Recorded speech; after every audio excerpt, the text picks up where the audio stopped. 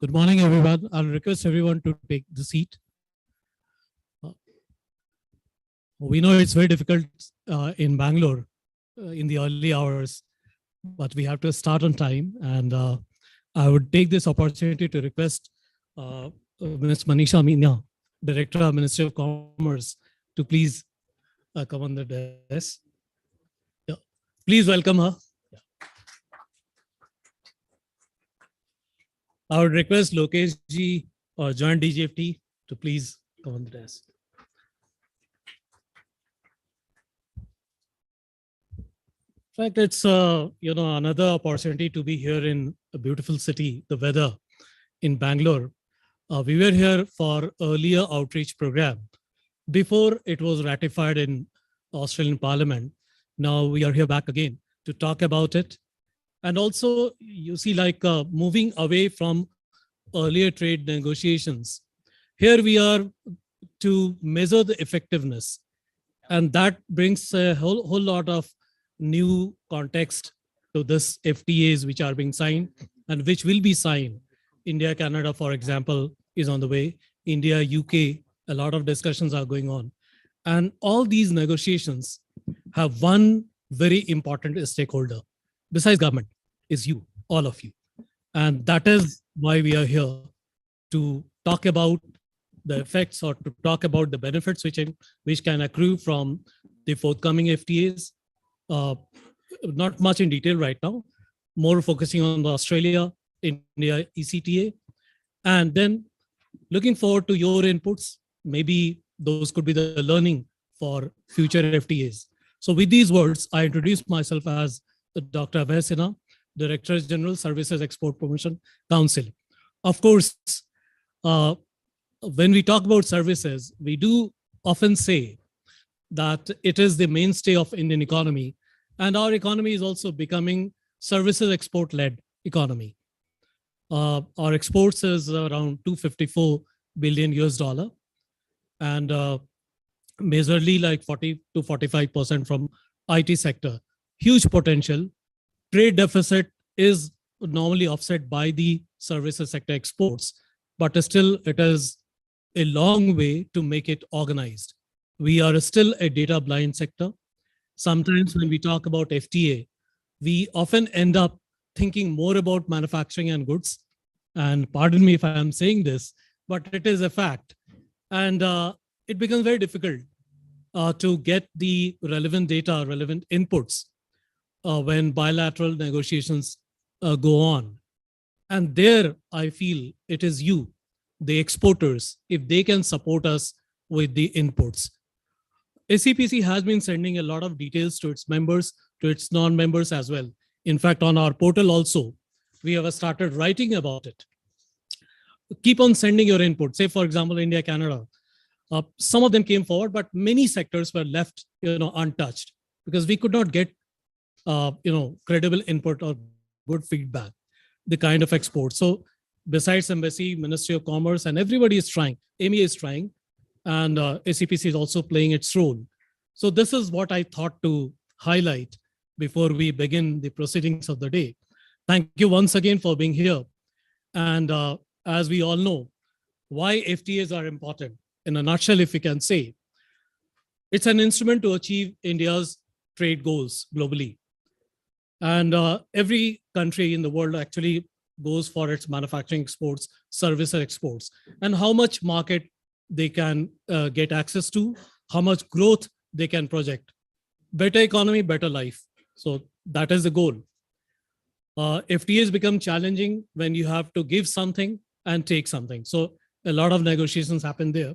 So main goal is to bring down the trade barriers, especially in tariffs and import quotas, if it is being there, and encourage the free trade of goods and services among its member countries. Trade in services has become a very, very important part of any negotiations. And some of them are ongoing, some of them have already been completed. Just to have a snapshot, you can have India, Australia already ratified, India, UE already in there, India, UK being negotiated, India, Canada, the progress is on. Likewise, India, Singapore, SEPA, again, review is happening. India, EU, which stopped long time back, again, restarted. India, Israel, likewise, many other FTAs are in progress. Just to, give an idea, and I started with how to measure the effectiveness. Many studies have been done. Of course, we are trying to, and that will be also developed for India, Japan, SEPA, for example, how effective it was for certain sectors. Some of the trade agreements which has happened, one example I've tried to bring in by US, Peru, developed country, and developing country or least developing country, how FTAs have improved the trade. For fresh fruit, Peru has become the third largest exporter to US. So, these are the benefits which you can think are there for India also to leverage through the example. Nicaraguan sugar exports, for example, to United States improved, in leaps and bounds. And why this example is important is for the first time, India ratified its India-Australia ECTA with the developed country. So that makes it very important to have these as an example. And maybe like someday we'll also be quoting our figures and projections, just to have an idea on 4 basically areas, how much total volume of trade is there, and the projection. There is a slide on projection. UK, these are all US data, USD data, US dollar data in millions. Overall, you see 32,796 USD million to Australia, UK, UAE, and Canada. Country-wise, it's given the country-wise percentage of total trade with these 4 trading partners from India. Now, see this, 79 to 21%. So these 4 trade negotiations, if we take, 21% trade is happening. So we can actually leverage these FTAs to amplify it. The same goes with the merchandise exports. 12% of India's total merchandise exports to these 4 areas, which can also grow in leaps and bounds. Now, this slide I'm skipping because we have the director from Ministry of Commerce and Mr. Lokeshji to talk more about it on the goods and services specifically. So I'll try to I'm skipping this. More in detail will be presented by them.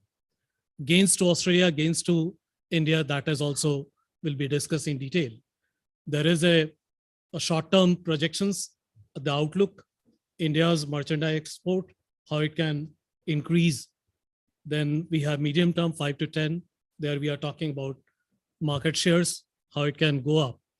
And some of the sectors, engineering, electronics, pharma, and medical devices have huge opportunities. In case of services, IT, ITS, audiovisual, health and wellness, education, fintech, and ease of movement, of recognition of professionals. Likewise, a lot of things have taken place in a positive direction. A lot of collaborations are happening in education. And I must also mention that there was one study done by Australian High Commission. They mapped 10 Indian states and 10 sectors, the kind of planning they infused, and accordingly, they are going ahead in a very, very aggressive professional manner. I think Indian High Commission has also done some study on mapping certain sectors for the growth opportunity. So with this, India-Australia ECTA, which has been ratified, and the kind of interaction we are expecting to have today, I feel we are strive to leverage the opportunities overseas. Thank you so much. And I would request Manisha Meena ma'am to take over. Thank you.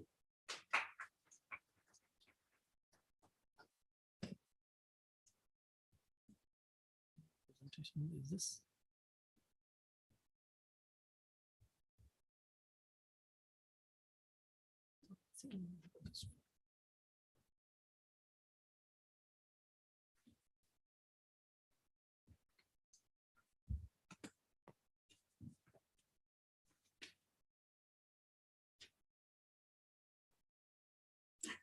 Good morning, everyone.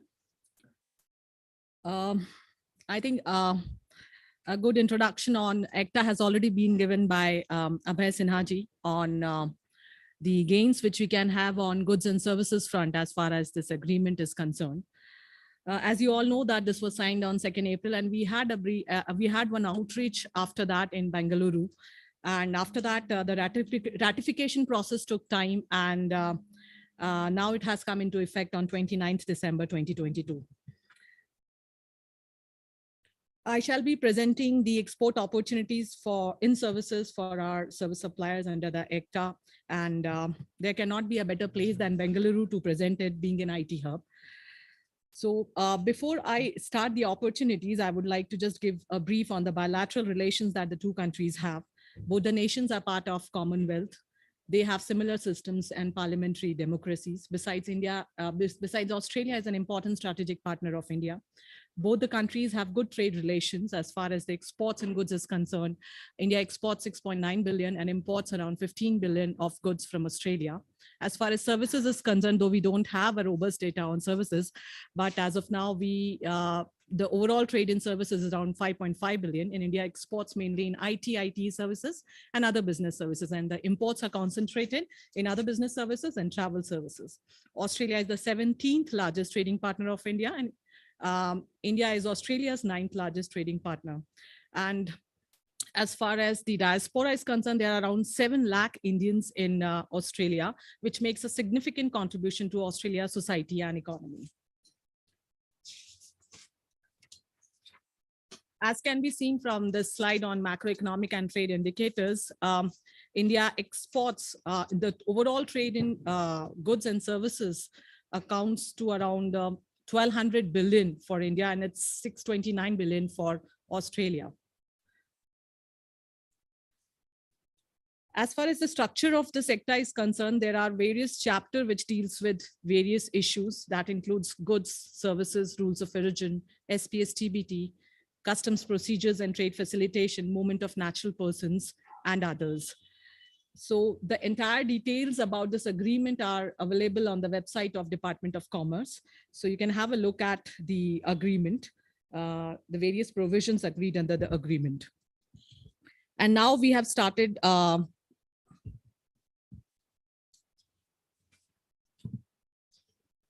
now the initial discussions are on for a comprehensive agreement on with Australia, as this was the initial preliminary initial agreement. Now the discussions on comprehensive agreements are underway with Australia to expand the scope of ECTA, which may include issues like investment, digital trade, GP, government procurement, etc. So for this, the goods part would be covered by Mr. Lokesh, and I would be covering the services part of the agreement. First, I would like to highlight the importance of services in Indian economy. Services play a significant role in Indian economy as far as its contribution to GDP, foreign direct investment, exports, imports, and employment is concerned, as can be seen from this slide. If you take a look at the line graph, which is depicted towards the right, the blue line shows the rapid increase in services trade, services exports. And as can be seen, we have surplus in services trade, unlike merchandise trade. So this slide shows the highlights basically the deficit that we have in merchandise trade and the surplus in services and basically the surplus in services trade can take care of the 50%, more than 50% of the deficit in merchandise trade. And if we add another invisible head, which is basically the net remittances from Indian workers, then the entire merchandise trade deficit is taken care of, as can be seen in the bar graph towards the right. So such is the power of services trade in India. As we know, India continues to be the largest recipient of remittances. Main sources of remittances, of course, are US, Gulf countries, Switzerland, Germany. I wanted to highlight one point here regarding services trade, that our services are skewed in one sector, basically IT services, and the entire services exports are basically made up almost of the IT enabled services. So there is a need to protect India's leadership in IT trade. There also to diversify our services exports, and both in terms of the basket and also the market of services. And FTAs provide this opportunity to expand and diversify the exports and services. Services has been an important component of services trade agreement in recent past, as can be seen in the latest FTAs, basically the comprehensive trade agreements with UAE and Australia. Services has been an integral part of those agreements. And these are the services trade agreements that India has signed so far. And the latest one being UAE and Australia, those got implemented in 2022. And the right-hand side of the slide shows basically the structure of services chapter, wherein there are textual obligations in terms of the chapter and the annexes, and also the schedule on market access, which basically includes the market access commitments of India and Australia. So coming on to Karnataka, Karnataka is also a services-led economy. Here, 67% of the GSDP comes from services. And the main sectors of importance are computer-related services, trade and repair services, financial services, and other services as highlighted in the pie diagram. And this slide shows the progress of Karnataka in services exports. Karnataka ranks first in software services exports. Almost 40% of India's software exports comes from Karnataka. Karnataka leads in education services, medical services. It accounts for a huge chunk of FDI as well. And Karnataka is home to many IT information technology enabled companies. And also 80% of the Fortune 500 companies have the outsourcing operations in Karnataka. Now, coming on to this agreement with Australia, Australia on similar lines is also a services-led economy, where 66% of the GDP comes from services and 78% of the employment basically is generated by the services sector. And exports and imports and services also are important in Australia, as can be seen from the figures. And the areas of interest, both the countries basically have complementary trade interest in services. The main areas of interest to India with Australia are computer-related services, Australia has a shortage of tech staff, and India can provide such huge talent to Australia. Besides, the Australia startup environment requires specialized talent which India can offer. And both the countries can collaborate in providing global digital solutions and further develop fintech capabilities. The other sector which is of importance to India is professional services. These basically include services like nursing, engineering, accountancy, architectural services. So there also we have huge potential. Other services, other business services basically includes like services like management consultancy services, technical testing and analysis services. There also we have huge interest. Health services, including traditional system of medicine, where Australia has committed one particular area like yoga instructors to India. Besides, telemedicine has also become important area for India, especially in the pandemic times, and it will continue to remain important in the post-pandemic times as well. Education services, there is huge scope for dual degrees by way of collaboration between both the universities, between the universities of Australia and India. Besides, there are other sectors of importance like audiovisual services. There is one audiovisual co-production agreement which both the countries have almost finalized, and it is about to be signed now. Personal, cultural and recreational services, financial services, these are the areas of interest to India. So the key opportunities that our business suppliers can have from this agreement basically includes these areas. First is basically Australia has taken broad and deeper commitments in around 135 subsectors. We have offered them around 103 subsectors. So these wide commitments by Australia will create conducive environment for our service suppliers to grow, and also will provide certainty, predictability, and transparency for our service suppliers. And the areas basically includes IT-enabled services, business services, health, education, audiovisual services. These are the areas where India has potential interest in trade, and these have been committed by Australia under the ECTA. Besides, there is an annex on professional services, as have been seen in the previous slides. Australia has committed to pursue mutual recognition of qualifications of professional services in a time-bound manner, basically in 12 months period. Australia has also taken liberal commitments in different categories of movement of natural persons like business visitors, contractual service suppliers, intra-corporate transferees, independent executives, installers and services. These are the areas where Australia has taken commitments. So there also we have a huge potential to increase our services exports. Nextly, as regards the mobility, Australia has taken commitment for a post-study work visa for Indian students, which range from 18 months to 4 years period. So the students, after completing their studies from Australia, will be allowed to stay there and look for work opportunities or even work in Australia.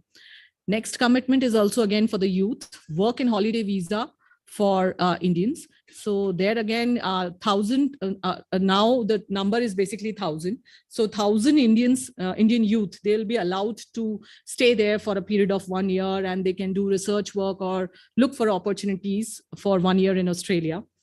The next commitment is regarding yoga instructors and Indian chefs. So this we were seeing the numbers on Indian chefs, and there are huge traditional chefs in Australia, Indian traditional chef. So this would be important for the hospitality sector in India.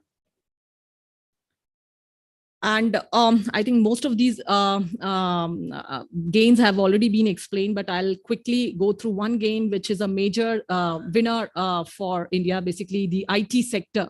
So there was a long pending request from our IT industry regarding the resolution of dual taxation under the DTA. So there is a side letter agreed under the agreement, under which Australia has agreed to amend the DTA law, and that has already been done, and this will come into effect from 1st April 2023. And I think other sectors have already been explained by me. I've already explained easy movement recognition of professionals. This agreement would help Indian services industry becoming competitive. This would facilitate the delivery of services and provide certainty of policy regime to our service suppliers. Also, it will develop new opportunities for inbound and outbound investment. And further, there will be potential for partnerships, collaboration in new areas, innovative solutions for the world market. So I would urge the industry and service suppliers to utilize this agreement in order to generate more income and employment opportunities. Thank you.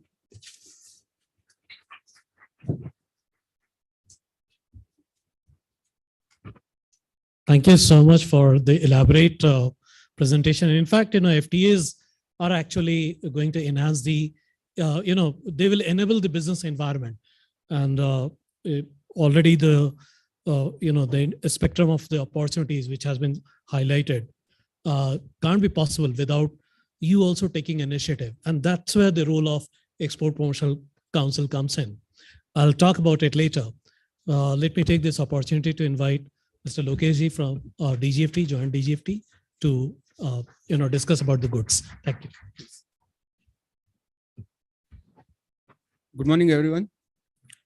Thank you, Abhay sir and Manisha ji.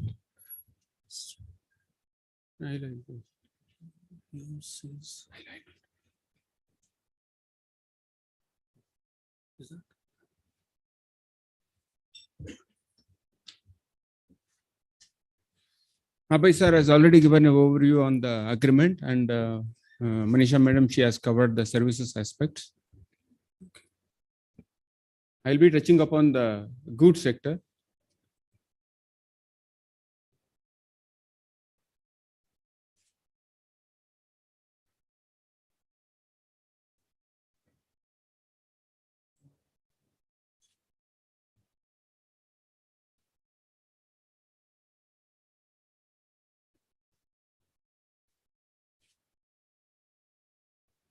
Madam, she has already covered the commonalities between the two countries. I will not touch upon this.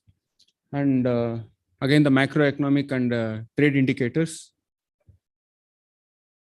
Here, when we compare the Indian and Australian trade statistics, we can see there has been a deficit in favor of Australia, and we have been dominating in services sector. We have services surplus in services, and coming into the exports to Australia, while we are more into broad-based products and finished goods, what we import from Australia, they are primary products and intermediate goods, like almost 70% of the inputs consists of coal and other minerals, and other products include minerals, ores, chemicals, fertilizers, pearls and precious stones, fruits and nuts, wood articles. These are the major imports from Australia to India. While we export coffee, tea, cereals and their value-added products, chemicals, pharmaceuticals, essentials and articles of plastic, rubber, leather, textile and engineering goods. So we have scope for increasing our potential in the products which are higher up in the value chain. This is a comparison of India's global exports and India's exports to Australia.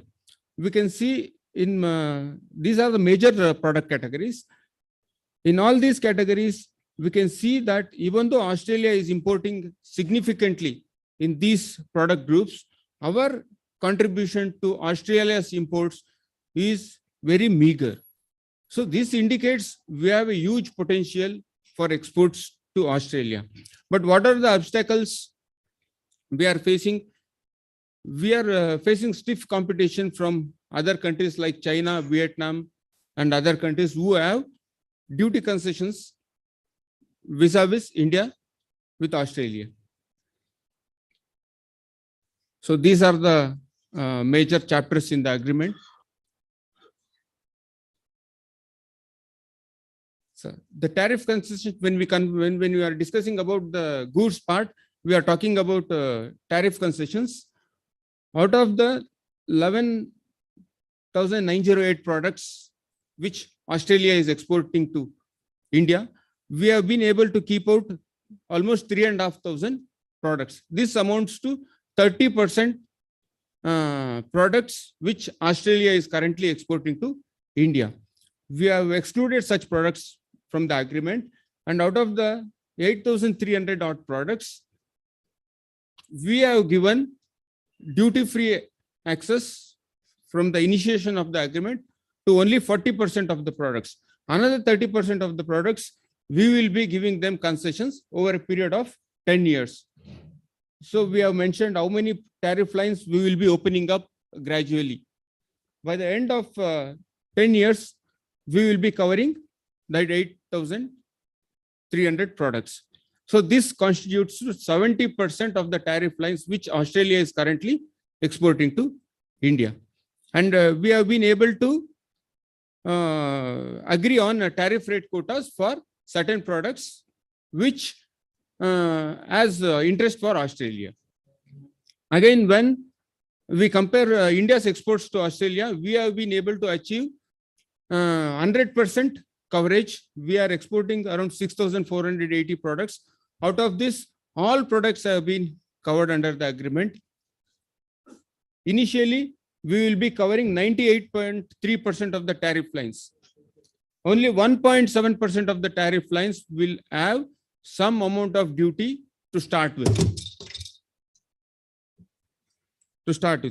Even that 1.7% of the tariff lines will become zero duty products by the end of 5 years. So coming to gains for India, as I said, 100% of tariff lines which we are currently exporting to India, we have been able to cover it under this agreement. Out of this 98.3% of tariff lines, we will get zero duty access from the beginning, that is 29th of December 2022. Another 1.7% of the tariff lines, we will be getting zero duty access by 5 years. So we have been able to get this duty-free access from the beginning for labor-intensive sector products. The sectors are mentioned here: textiles and apparel, and specified agro products, leather, footwear, furniture, and sports goods. These are articles under this sector, and jewelry. Australia is also a major exporter of gems and jewelry products. So we have been able to get access in that. And machinery, electric goods, and railway wagons, pharmaceutical products. Pharma, we have been able to achieve a major breakthrough. We will be looking at that later. And certain products like milk and other dairy products, wheat, sugar, iron ore, apple, and walnuts, we have been able to protect ourselves because Australia has significant exports in these products. And gains to Australia, when we talk about a free trade agreement, it is a win-win situation. As Abhay sir said in the beginning, it is a mutually beneficial agreement. We have been able to provide access to 70% of the tariff lines to Australia. Out of this, immediately we will be giving, out of that 70% lines, we will be giving 85.3% products duty-free access from the beginning. Another 3.67%, it will stretch over a period of 10 years. So we have been able to achieve market access to Australian wines with duty reduction and minimum import value. So those products will be facing certain minimum import value. And we have provided zero duty access to Australia on coal, specifically coking and thermal coal, and other ores and concentrates, sheep, meat, and certain marine products and agro products and woolen products, which is of major interest to Australia. And we have kept 7 products under tariff rate quota. The tariff rate quotas are specified there. These products will face 50% duty of the MFN duty presently incurred by Australian product in India.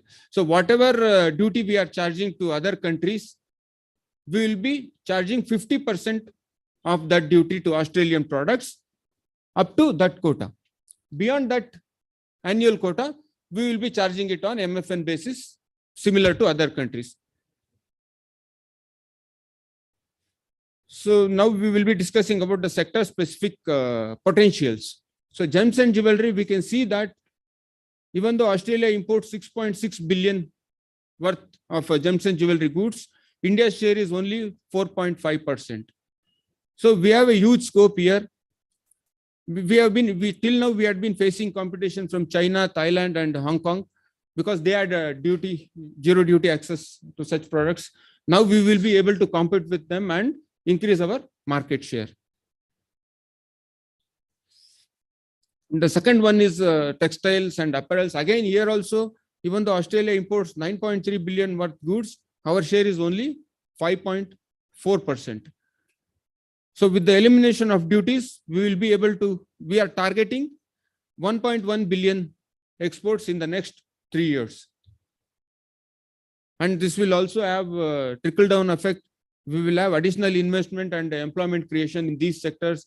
And we also have development goals for the backward regions within the country. So those goals can be achieved. And railway equipment is another important sector. Here also we are contributing only up to 5.5% of Australian imports. So here we have scope because Australia is a net importer of railway equipments. As on date, China is a major exporter to Australia in this category. With this duty-free access, we will be able to increase our exports. So all these products might not be beneficial to everybody, but we have a representation from different sectors: engineering, textile, agro products. So again, automotive parts, we have only 1% contribution to Australia's imports. So my automobile sector is an important sector within the country. So we have a huge scope for exports here. And articles of leather and leather related products. Here also we have a significant scope. So pharma, we have been able to achieve a major breakthrough. Till now, these figures are based on 2021. Even though they are importing 8.4 billion worth goods, we are contributing only 3.3% of Australia's import requirement. Why was this so less? Because we had burdensome compliances required and they were time consuming because we had to get their product and manufacturing facility approval. Now with this agreement, we have achieved significant gains. So we will be getting fast track approval for patented generic and biosimilar medicines using comparable overseas regulatory pathway. If our product is already approved in other developed parts of the world, so Australia will be giving faster clearances, will be recognizing such approvals and giving faster clearances to our products. This will ensure increased exports for our pharma products into Australia. So this we were speaking about what India could get from the agreement and what we have given to them. We have given concessions on these tariff lines to Australia. We have given concession on coking coal and thermal coal and wines. As I said, we have given them reduced duty and minimum import value concessions. Agriculture products, 7 of them are under TRQs now. Metals and minerals we have covered under this agreement. So metals, minerals and their value added products, they will help in reducing our input cost. And since we are already up in the value chain, it will help us to achieve more exports and more exports of value added products. So these products, some of them are agriculture products, even though they are of major interest to Australian exports, we have been able to keep this out of this agreement. And we also have certain protective features to ensure that there is no leakage or misuse of this agreement. So there are stringent rules of origin. It requires 35% value addition and change at tariff subheading. So this will ensure that what we are exporting are value-added products and not basically primary products. And we have product-specific rules for 807 products. Requirement of melt and pour has been included in PSR formalities. This means that basic or primary materials are not exported, but value-added products are exported. We have strict operational customs procedures. Again, the specific clause to ensure only Australian-made products, it will take care of this diversion, prevention of diversion. And we have a bilateral safeguard mechanisms available as in all other agreements to prevent unintended or a surge in imports. And a special clause on review. These are inbuilt features to protect our interests. Projected outlook, already Abhay sir has covered it. So with this agreement, we plan to achieve 10,000 billion of exports to Australia by the end of next 5 years, and we should be able to add 10 lakh employments to our youth. The total bilateral trade is targeted to be 45 to 50 billion by 2035. So these are notifications related to this agreement. So we have given effect to this agreement through these notifications. Customs has come out with these 2 tariff notifications, notification number 62 and 64. And on rules of origin also, Customs has come out with the notification. DGFT has notified the list of agencies authorized to issue preferential certificate of origin under this agreement.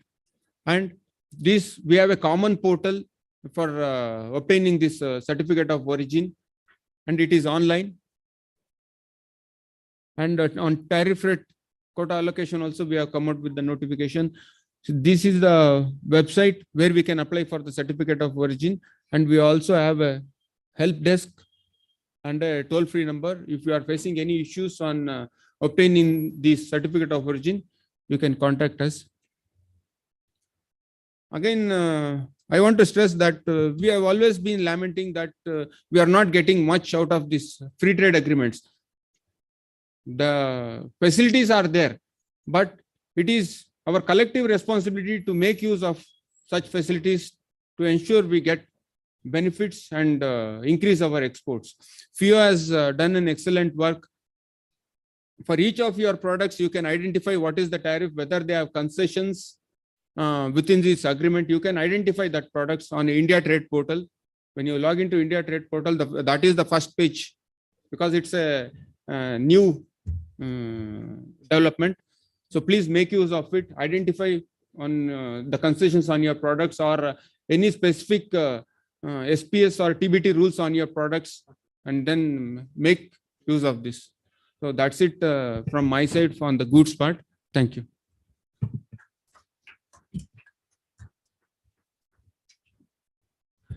Thank you so much, Lokeshji. In fact, you mentioned collective responsibility.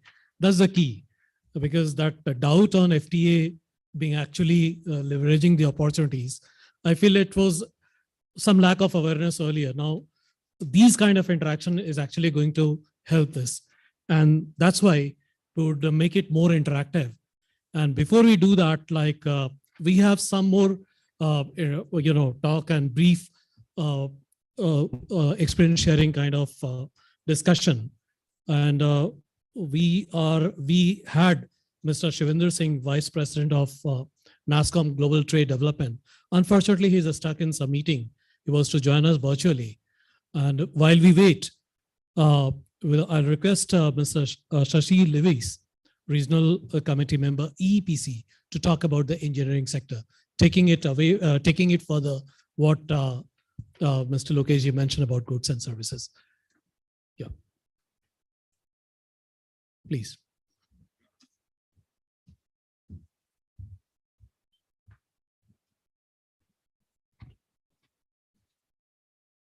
Distinguished guests on the dais, ladies and gentlemen, a very good morning to you all. I would like to take this opportunity to highlight the current situation of Indian engineering industry with the special emphasis on the bilateral engineering trade between India and Australia. India's engineering exports has crossed $100 billion in the last financial year, that's 21 and 22, and stood at $112 billion, which is a phenomenal increase of 46% over the year 2021. Similarly, India's engineering exports to Australia had increased by 54.9% to reach $1,241.5 million in the year 21-22 from $801.5 million in the year 2020-21. India's main engineering exports to Australia include iron and steel and products of iron and steel, motor vehicles and cars, electric machinery and equipments, railway transport equipment and parts, industrial machinery for dairy and agriculture, and etc. While India's major engineering exports are aluminium and products, medical or surgical instruments, machinery, boilers and parts, and iron and steel, etc. The India-Australia Economic Cooperation and Trade Agreement, which came into effect from last month, provides tremendous scope for engineering exports as almost 100% tariff lines will be eliminated by Australia under this landmark India-Australia Economic Cooperation and Trade Agreement. Many of these products had 4 to 5% customs duty imposed by Australia. We from the engineering exporters fraternity are delighted about the same, and we sure that this will enable a manifold growth of engineering exports to Australia. I'm sure that the trade relationship facilitated through ECTA will open a new chapter of India-Australia comprehensive economic partnership between two vibrant economies with shared interests and trade complementaries, thereby enhancing India's merchandise exports significantly. Thank you very much.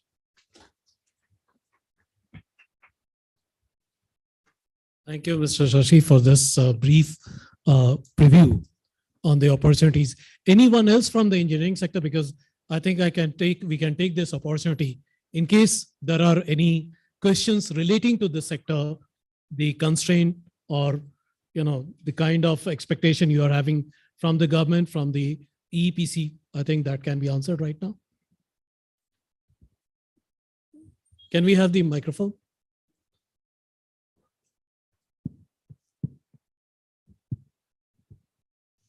Check. Yeah. Good morning, everyone. I am Raghav Purva from Purva Metal Sections Private Limited. I am a manufacturer of ERW pipes, MS pipes basically, and iron rods like TMT bars and stuff. So how can I reach Australia? Like the people from Australia, how can I connect through them? And is there an easy one-to-one meet where we can have with the Australian buyers or something? You can answer, I can. Please. I think EPC would support him. Yeah. And again, if you are a new exporter, Exim Bank has business advisory services. You can contact them. They set up buyer-sellers meet for a nominal charges, but that charges would be if the deal is successful. And we will be conducting Niryat Bandhu programs and capacity building programs and other programs. And EPC is also organizing buyer-sellers meet. Please attend these meetings because because this is an international relation. You will be entering into a contract with a foreign entity. So just on one advice, it's not good to rely on any one source, but interact with people, get to know, and then you can get through this. In fact, all the councils, and especially in your case, EPC, does a lot of activities, and they were also a part of the delegation when ECTA was signed to, make an outreach over there. So they were a part of the delegation. And after that, I think they followed up with a few more business delegation. go to their website. They have enlisted all those activities we are going to do, not only for Australia, for other markets also. So the councils can actually provide you that, export promotion access. There are certain MAI benefits also for the first-time exporters, for the upcoming exporters. So you can leverage those. And that stands true for every other sector. Already one of the largest buyer-sellers meet is currently going on. Please contact Mr. Rajgopal. Stay. Yeah, please.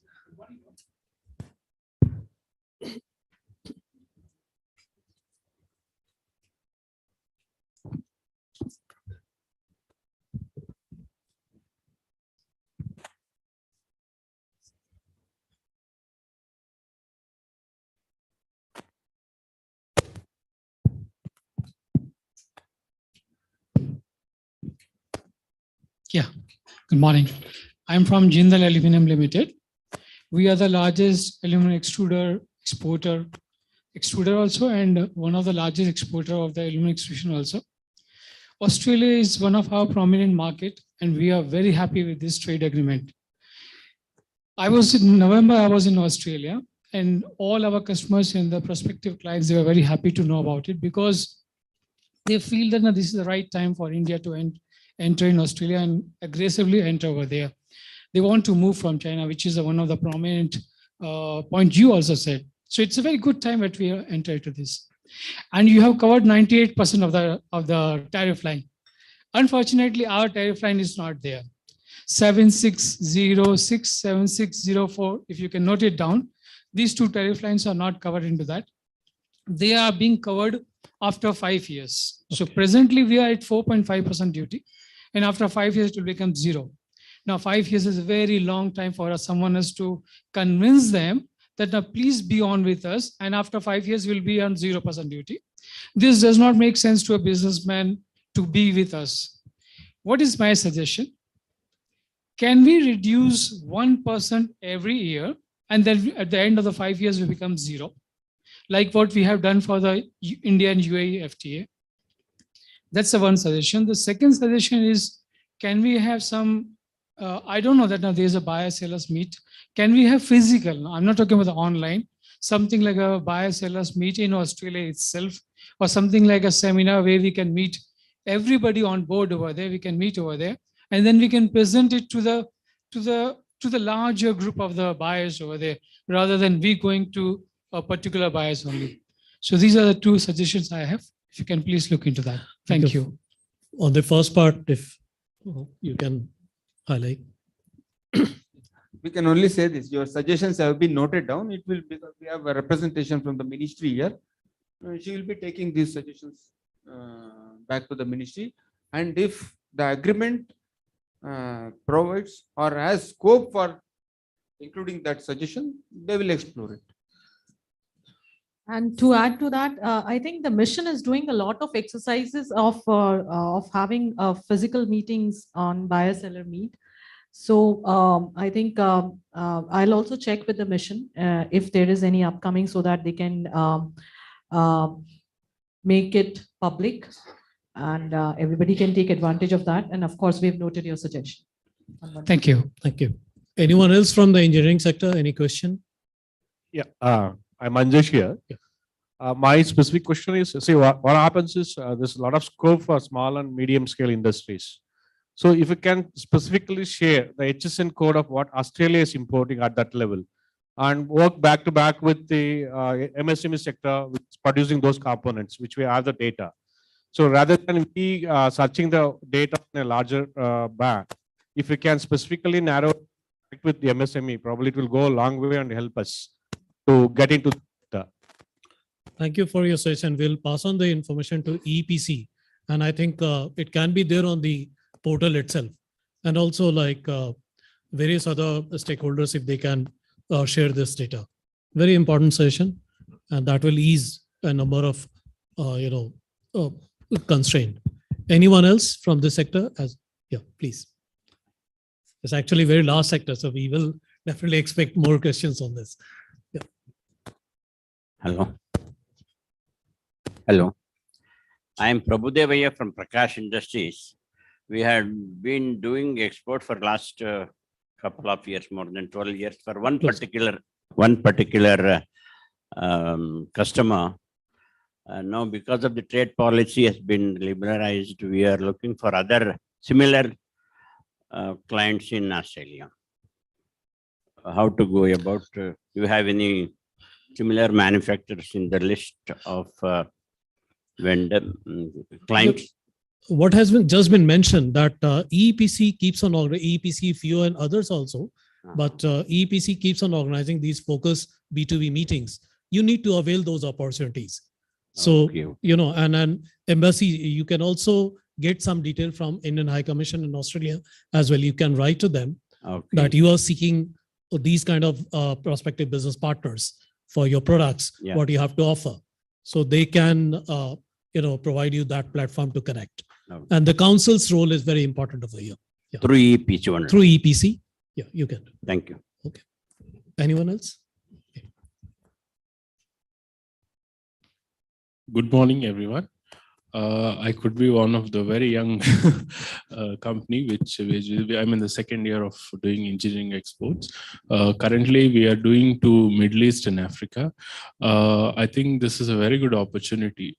Basically, we're a merchant exporter. We sell engineering exports on the electrical part of the business, like electrical panels, transformers, more on the industry manufacturing sector, and the on the electrical part of the industry, basically. So it could be, like a buyer sellers meet or something like that pertaining to my thing would be a great, if it can be arranged, it would be a great opportunity. In fact, I have already highlighted, but I'll again revisit this particular aspect because from the questions which have been asked, two important aspects was the concession part, the HSL code part, and the third one, which is actually very much common, is how do you connect with the potential business partner? So I'll address this once again. In fact, it will be repeated a number of times. So I'll address it specifically again. Okay. One last question on engineering sector, then we move on to other sector. Can I have a word again? Yeah, please. I'm sorry to interrupt again. So what you mentioned is about the embassy being a part of this kind of being a catalytic interaction. But we did that similar exercise for agriculture product. And this is my partner, Soumya. We did it for Singapore. What we found it is quite vague. Even though, don't mistake me, please. I would like to be realistic. You get a data which is on the net and is more of a very broad.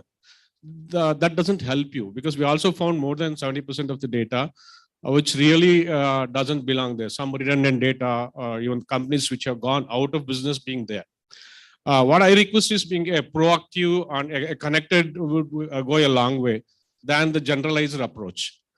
Because the first apprehensions for a newcomer, because we being a growing economy, there are a lot of people who are setting up and would like to migrate. But the stigma is, of course, I think a lot of bureaucratic hurdle has been cut down and we understand that. We being one of the startup in agriculture exports. And what we still see is that proactiveness is still a long way. Don't mistake me. Of course, we are a country which will live with that. Probably it's a time we change and take a proactive participation and work towards a time-bound and approach. Because a lot of MSMEs doesn't come with a background of either design knowledge or in terms of high-end education. So there's a stigma, but it's not that difficult to break in, what we found out. So what I request is an interaction of a catalytic manner, which is a hands-down approach to the industry level would go a long way. Thank you for suggestion. In fact, in a very positive stride we are taking. So, and criticism helps us to, elevate the benchmark. Thank you. So, but I'll address all these in my conclusion. It's a very important session. So I move on to the next sector, and that is from AEPC, Mr. George Verghese, Shai Exports. If he can come and share his views. Yeah.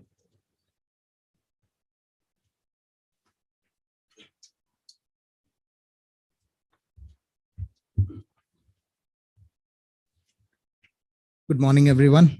Members in the dais. Thank you SEPC and AEPC for this opportunity. Apparel exports, as you're all aware, that it is one of the largest sector in the exports, and we've been focused heavily in the North Americas and Europe as a sector. And I'd like to take this opportunity to thank the government of India, specifically under the inspirational leadership of Modi ji and Mr. Piyush Goyal ji as the Minister for Commerce and Industry, and the whole team working with to get to this landmark agreement. The removal of 5% duty in our sector is definitely going to level the playing ground with countries like China, Vietnam, and Bangladesh. Numbers were presented here, close to $10 billion. Australia is importing, clothes, out of which 74% is given by China, and that's a huge market to capture. Obviously, as a market leader, we have a responsibility, and we want to say that this is a great opportunity to capture. We'll go back and discuss with our marketing teams and our leadership to see how we can focus on this sector. And I'm sure the entire, and again, in our sector, actually, the majority of the business is unorganized. SMEs and MSMEs play a big role. So yeah, I think along with AEPC, we can organize similar forums where we call in, players from the sector and make more awareness about this landmark agreement, and focus on Australia as a key, business area, and it will also help us de-risk from the other geographies. With that, I want to thank everyone and wish all the best. Thank you, Mr. Varghese. Anyone from this particular sector, apparel sector? In fact, there are like certain common grounds which all the councils work on, and I'll talk about it. And unfortunately, we are not having anyone from IT sector right now. You want to ask something? Yeah, please.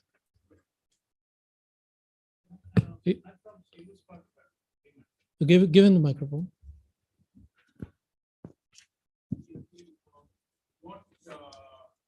Which was advising is basically the value addition of 35 to 45%, the band between 35 and 45%. Is this 35 to 45% insisted upon by Australian government for value addition, value added products in India? Or is it the other way around? It's both. So while having the value addition, is there any de minimis clause like, actually other economic partnership agreements like SEPA, the India-Japan Comprehensive Treaty Organization, agreement, it has a minimum value addition of, it has a de minimis clause of 7% for non-fabric related items and things like that. Is there anything, any catch like that, or it's average, just 35%? You source it from any country, but value addition has to be from India at 35% or 45%. Is there any stipulation like that, or is there any fine print of this value addition, how you achieve?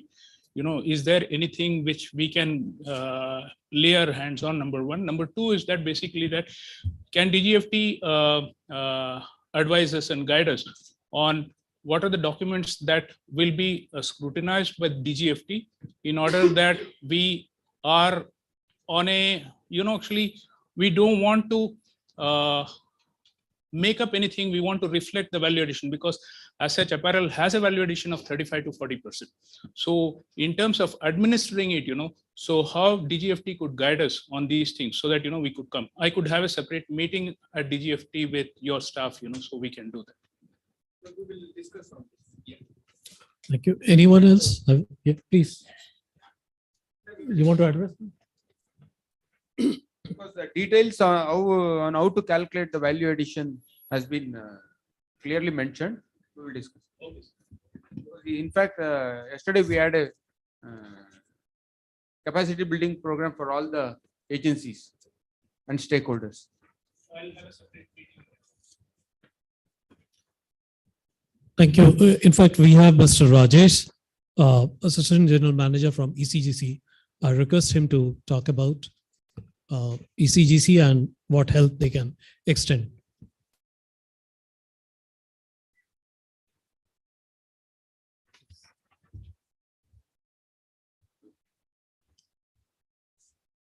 Esteemed members on the dais and exporter friends, very good morning to all of you and wish you all a very happy and prosperous new year. I come from ECGC. I'm heading Bengaluru branch of ECGC. So coming from an insurance company, I'll start with first things first, premium. So take the last 15 years. If I have to mark a watershed, exactly after collapse of Lehman Brothers.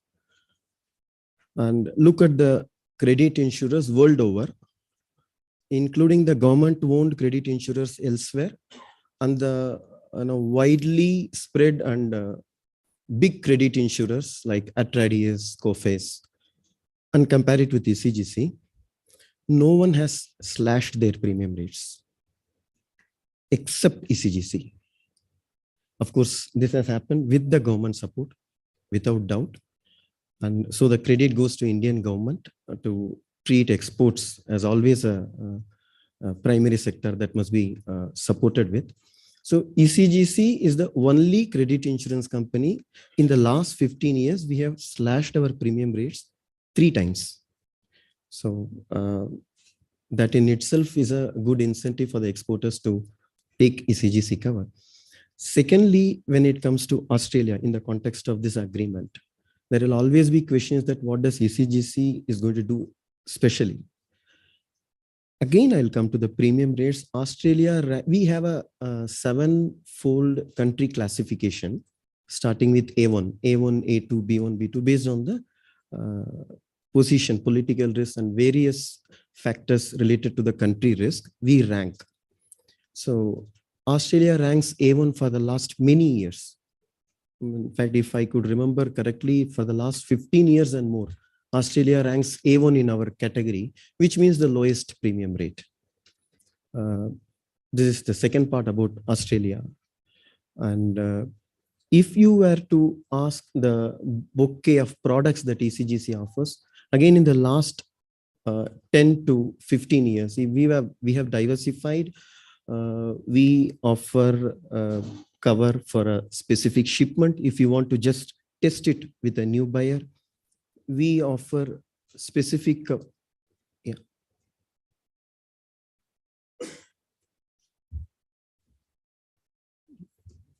You have a question, is it? I thought it was not even a presentation. I mean, not even 70 seconds into the talk, you already have a question.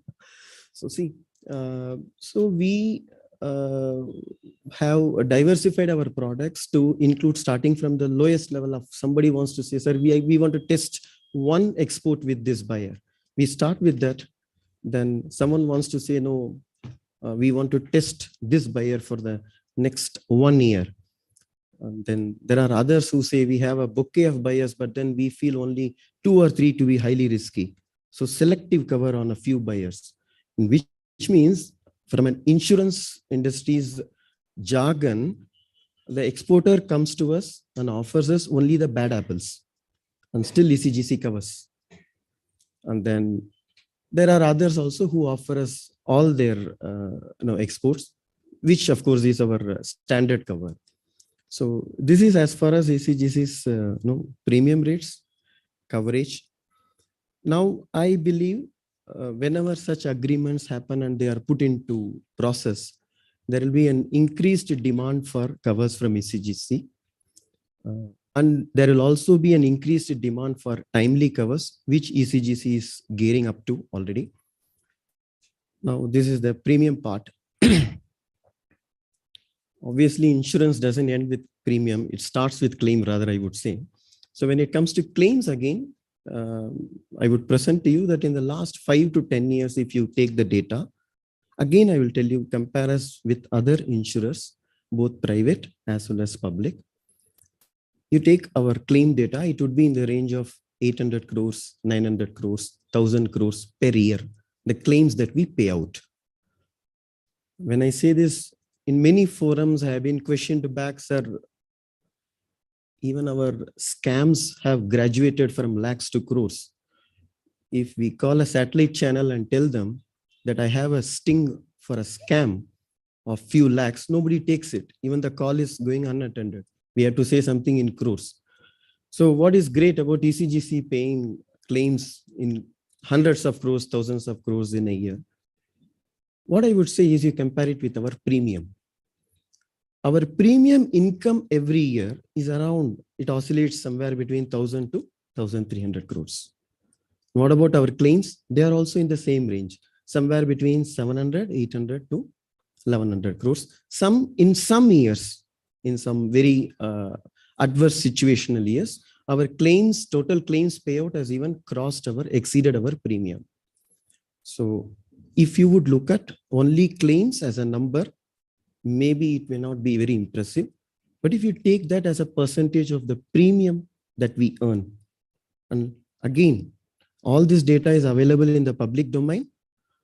If you make a comparison with other insurers, then you would certainly find what we in statistics call 95% confidence interval. I can say that our claims payout as a percentage of our premium on an average is between 75 to 85%.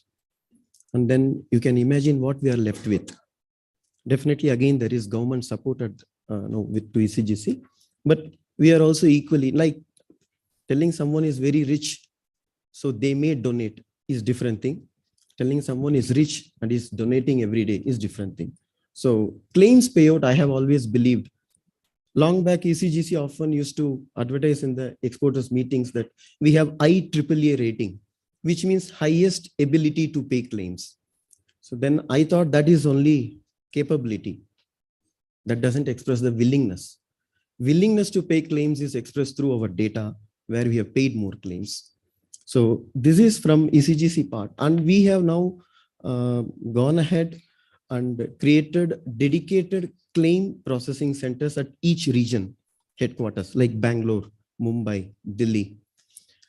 Now, how does it help? As a branch manager, I can tell you very frankly, not just within the four walls, you know it outside also. On one side, there is premium, there is another side, there is a claim. Both files come to me. As a branch manager, always the emphasis is on, clearing the premium part first. Okay, claims requires more time, more analysis. Let us sit in the evening, late evening, coolly and look into the file. Now, to avoid this, there is a dedicated team of experts looking into only claims. So if you present a claim to ECGC, now it goes to a dedicated claim team, which doesn't look into anything else. So this has been in operation for the last 6 years. Now, you might be wondering that they have talked about opportunities in a positive way, and I am talking about claims and things of negative connotation. Today, incidentally, is Rahul Dravid's birthday. And I believe it has coincided exactly with organizing this meet at Bengaluru, when Sehwag, Sachin, Saurav Ganguly all were throwing their bats at every ball. We needed someone to anchor. Not that that person, Rahul Dravid, was not interested in India being jubilant. He wanted that jubilation to continue, to get anchored so that it sustains. So ECGC, I assure you, will play that exact anchoring role. It is usual practice that when the trade booms, there will be more non-payment situations. Simple mathematics, there were earlier 100 transactions with Australia. Now, if you have 200 transactions, there were earlier 5 non-payment situations. Now there should be 10 non-payment situations, right? Proportionally, ratio-wise. It doesn't go like that in statistics. Whenever there is a boom, whenever there is more positivity, people take more risk. This is the usual human sentiment, and that's what businessmen should do. And it is other infrastructure which is there to support you. You must not be worrying about why earlier I rejected the same buyer, with or without ECGC cover. I am talking about your own assessment of bias. Earlier, you might have rejected the same buyer. Now, with the all-around positivity, if it is the same Australian buyer, you may take a call to now go on credit risk and give goods to the buyer or services. So usually if you see, when all the global cycles of economic growth, when they grow up, when the trade booms, there is also a higher penchant for risk taking. So you cannot avoid this. And again, I say you must not avoid this. That's how an economy grows, a company grows, a country grows. So then who should take care of this?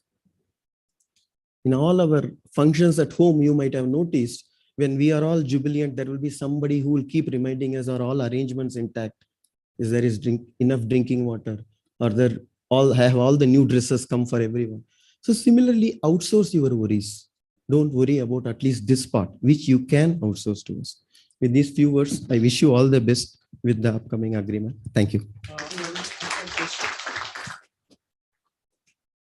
Normally, like when we talk about these opportunities and the scope of support from ECGC, I would like to understand how much services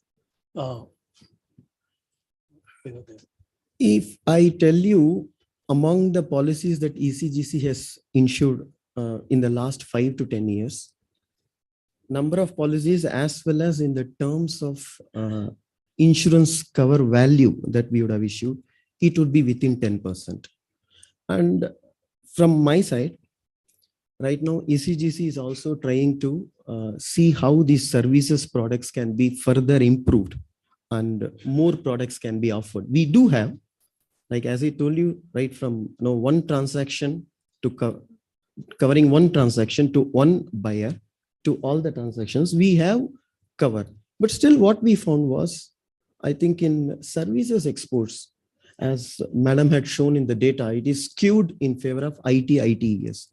I will share just one instance with you. Perhaps that would explain why there are not that many covers with ECGC in case of services exports. We, without naming the big company, we had been to in Chennai when I was posted at Chennai. I and my senior, we had been to a big IT company, one among the top 4, which you can guess. So when we were there, we had discussed our products. They were kind of satisfied.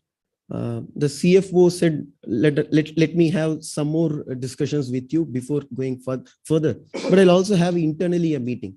So then when the CFO got up and went out, there was a technical person who told us, he said, Mr. Rajesh and my senior, he said, don't treat IT exports as any other export, merchandise export.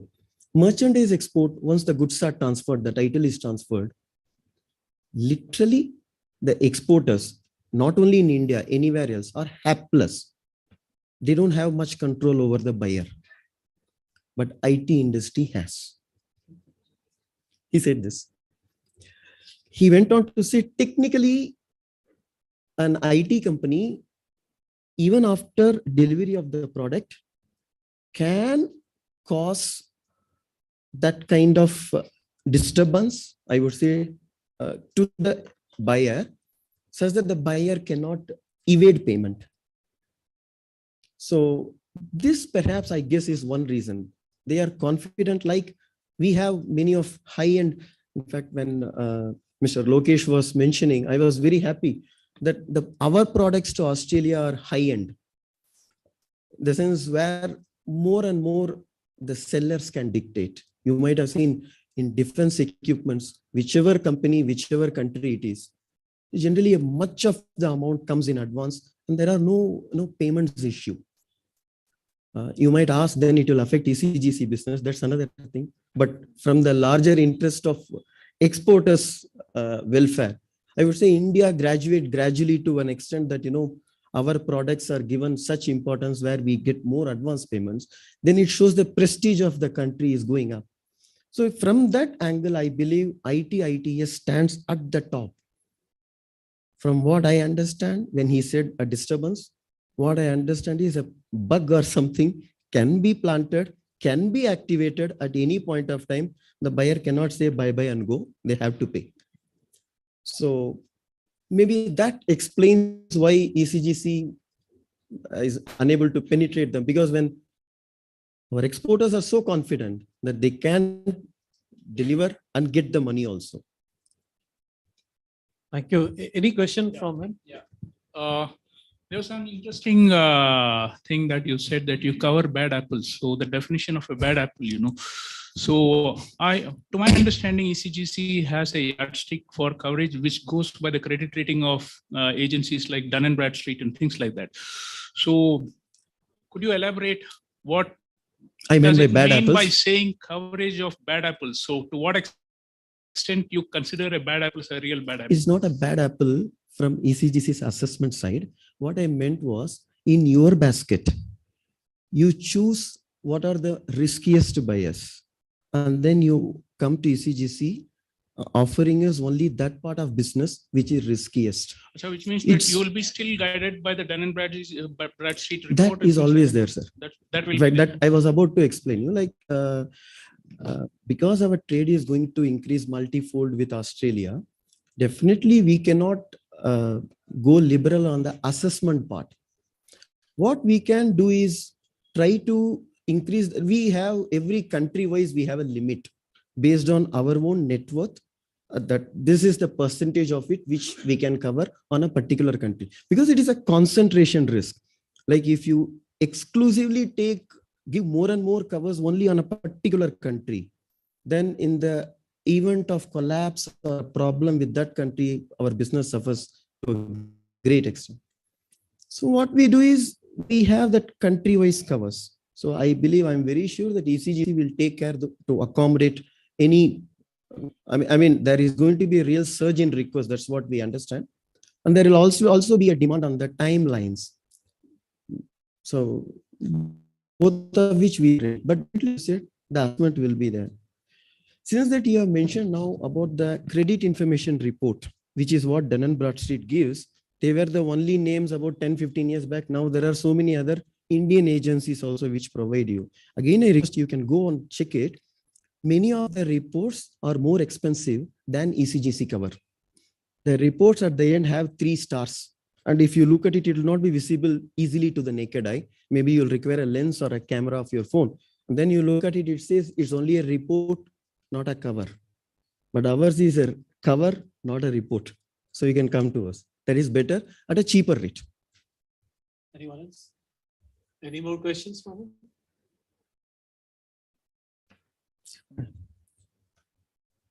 I'm from the sector where we don't have the default, very organized sector. It's a green coffee export. At least in the last 30-40 years, I haven't really had a problem. But then I have a very different kind of a question, which might appear silly. Having said that, we don't have a problem. Tomorrow I come with a problem. I'm not really expecting that you will pay my thing, but at least will you be there to help us? Sure, sir. In finding out what could be the solution, Sir, like if I come across a problem. Sir, I joined at Tirupur, at Tamil Nadu. It's a nerve center of exports, as you know, Tirupur, Coimbatore belt. And but the exporters there are not. I'm not sure about the situation now. Then the aim was that, meet the target somehow, make exports. Many times I have found exporters approaching us for cover after buyer has defaulted. It was very difficult for me to explain them that no, when insurance, once the risk materializes, if you talk in technical language like risk materialized and you have come to us for a cover now, I used to simply say, let's say a house is burning and now you have come to me and you are saying, now give me cover. So even in such situations, we have guided the exporters about what could be the methods of recovery, because that's all that is possible. Now, if not recovery, as they say, name and shame the buyers, name and shame the defaulters. So we have guided them, and we have also been part of including those buyers in many of the caution lists, including with RBI, so that in future the exporters do not suffer again. So we do help even without ECGC cover if someone approaches us. I would like to add one point. As part of export facilitation, DGFT does receive complaints from exporters on payment defaults. So we have in Bangalore office itself in the last 1.5 years, we have received 83 complaints. Okay, on payment defaults. All these people, most of these would have been avoided if they had opted for ECGC cover. We try to avoid small expenditure and we neglect the larger picture. But Sure. please consider ECGC. Thank you, sir. In your export procedures. Thank you so much. Thanks for your patient listening. Thank you. I've been just informed by Dr. Nagrini, she is present here regarding agri exports. VTPC, that is Visvesvaraya Trade Promotion Center, is doing a lot of work on that. Would you like to just address very briefly on this? Yeah, that will be benefiting everyone. Can you give the microphone to her? You can come over here.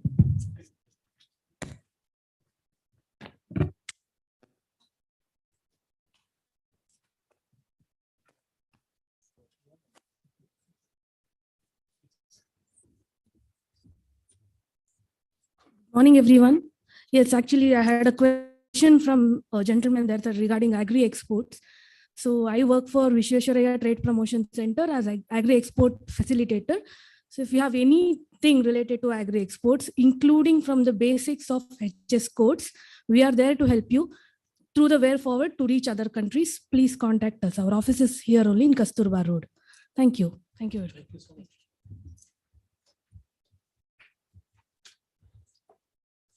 In fact, we started in the morning and we did mention that services-led economy and service exports-led economy, the amount of exports we do. Just curious, I would like to know, maybe you can all raise your hands. Who are all in services sector here present? So that says the story. You see, despite being such a robust, a sector which has huge promise, we don't get them in these interactions. And that's where I feel like, of course, that also leads us to think that what else we can do, in what way we can keep on interacting with them. In fact, and unfortunately, we are not having anyone from IT sector who would like to talk out of the services sector. Anyone from IT sector? No. So huge opportunity there in Australia, and unfortunately, we are not going to able to address it from the industry side. That would have added a lot of value. So we look forward to have feedback sent to us, sent to ma'am in the ministry. But I think we have Mr. Sriram from AVCG sector. Would you like to say something on this, on the opportunity? Please come.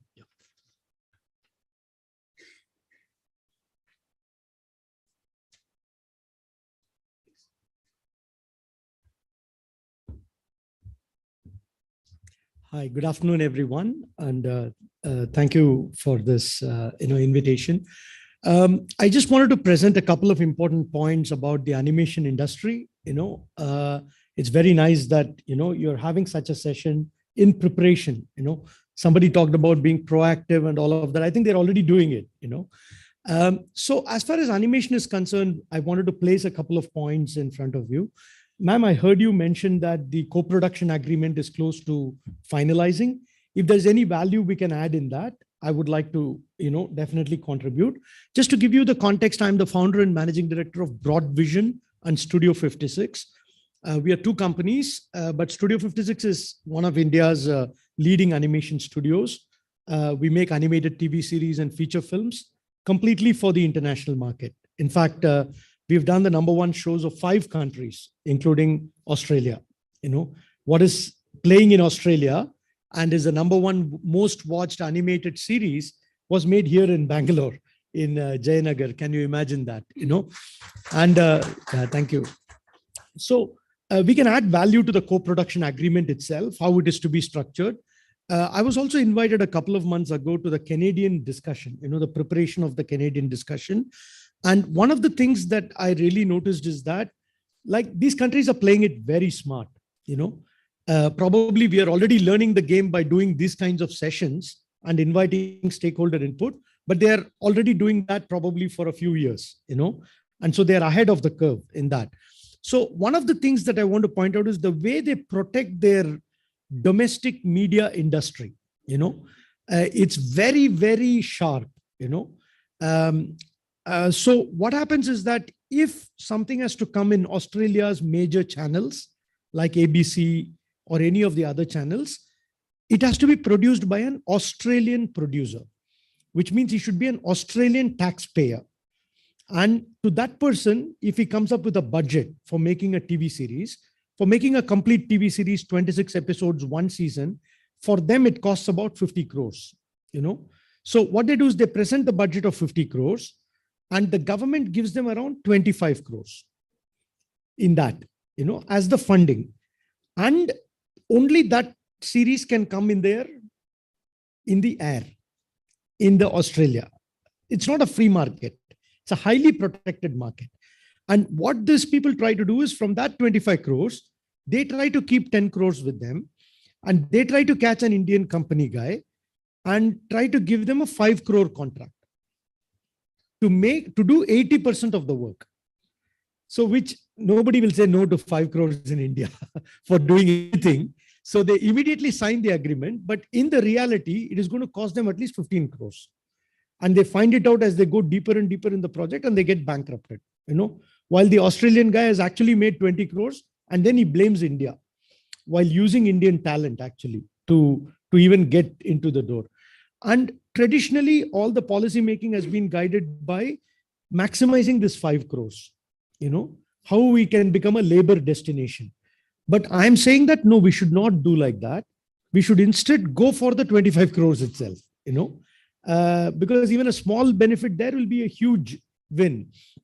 So we have to tell the government, all these governments, Canada does the same thing practically, and so does France, so does Italy, UK to a lesser extent, but yeah. And I was told during the Canadian meeting that they actually tell you that they're trying to protect their culture, and the joint secretary or one of the people there mentioned that we are a 10,000-year-old culture. They are probably a 300-year-old country. What culture are they protecting actually? So we have to really, hit out at this, and we should start following a policy of equivalence. If they want to put their series in India, then, we will follow the same rules, or whatever India works should be considered part of that Australian content. We should actually push for that, that if that is done, it can really propel risk taking, then I'm not trying to go and try to win a 15 crore work for 5 crores. Instead, I will say, okay, I will put in 7 crores or 10 crores and we will collaborate and do it and share the profits worldwide. This paradigm shift can and should come about, in the way we are negotiating, that we should be IP players, because that series we create for 25 crores, it generates 200 crores sometimes with toy sales and merchandise sales and so many types of sales. So that is where the bigger opportunity for the country lies. That's why they are funding it, because you can earn foreign exchange from around the world while you're also spreading your culture. They make series based on kangaroos and koalas and things that are found only in Australia, to promote it, ostriches, and therefore they promote Australian culture. We need to really learn this. Like yesterday, I was watching the match, with some friends, and so many of us were discussing where is the match happening, and nowhere was it written. And then we had to search and then find out wherever it was. I think Gwalior or somewhere. But if it is Adelaide or Sydney, they tell a million times. Or Brisbane, they make sure that we learn about it, and then Visit Australia ads come there. They really market the country just using the cricket. So somewhere in the animation business, I want to highlight this, that that blocking that they're doing. See, they penalize us if we incentivize our farmers, but they're directly incentivizing their animation people. So we have to go after this. Because if it made a level playing field, it would be very difficult for most of their companies to actually play. Their level of advancement in technology or in creativity or in usage of animation softwares is much behind India. So they are just surviving by protecting their market and using us as a labor destination. Instead, we should make them share the market and become IP owning partners, in whichever way that you think is possible in the entire game. And I'm more than willing to contribute with whatever, support is needed, or from industry perspective, whatever is needed for the same. Yeah. Thank you. Thank you very much, everyone. Thank you so much. Actually, during negotiations, I think this is one issue which comes up every time. And when we ask the FTA partner country to offer us services in audiovisual services, what they say is, as you highlighted, that it's a cultural issue and we have sensitivities in offering audiovisual services. And if you note, in our past FTAs, like with Korea, now we are doing an upgrade negotiations. There also, they mentioned the same thing. And when we tried to cull out their rules in audiovisual services, they are very sensitive as far as the title, screening, number of hours, content restrictions are there. So when we also had a meeting with Information and Broadcasting Ministry, and we wanted to understand as to what are the restrictions with these countries basically, pose to our service suppliers when they supply such services. So that is something which we need to know much in detail. So that is something which we don't get as real-time examples. So that if that could be provided to us, you can send an email to me. My name, it's there, the email ID you can get from the website. Otherwise, I can provide you that. So we can get the real-time examples and what could be the suggestions which we can, give to our FTA partners. See, they can carve out the cultural sensitivity when they offer that service to us. But what about the larger market access which they can provide as far as audiovisual services, including animation? That is something which we keep asking them. In fact, we have come up with an annexure on audiovisual services also, which we keep floating to our FTA partners, but they don't entertain it at all.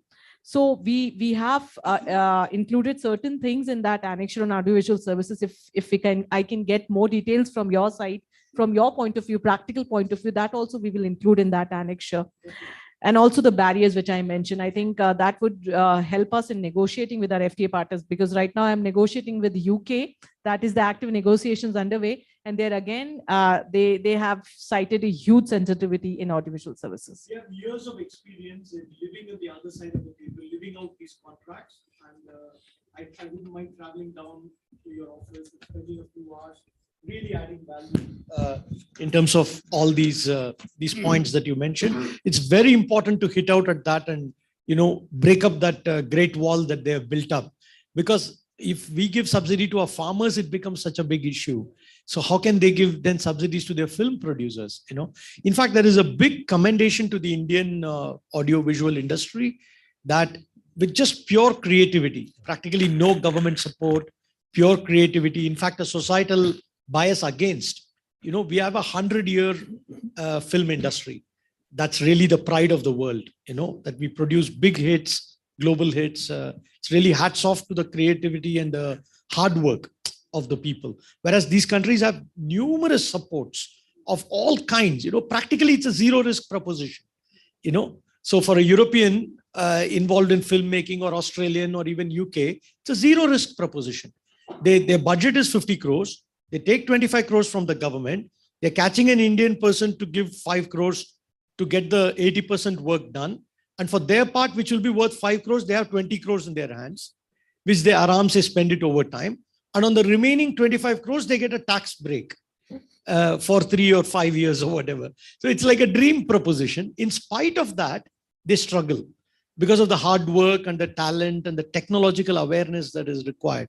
Whereas our people are so good, but unfortunately, like we are still, the East India Company mindset is propagated, wherein our people are more oriented to become like employees of, say, Technicolor or one of these companies.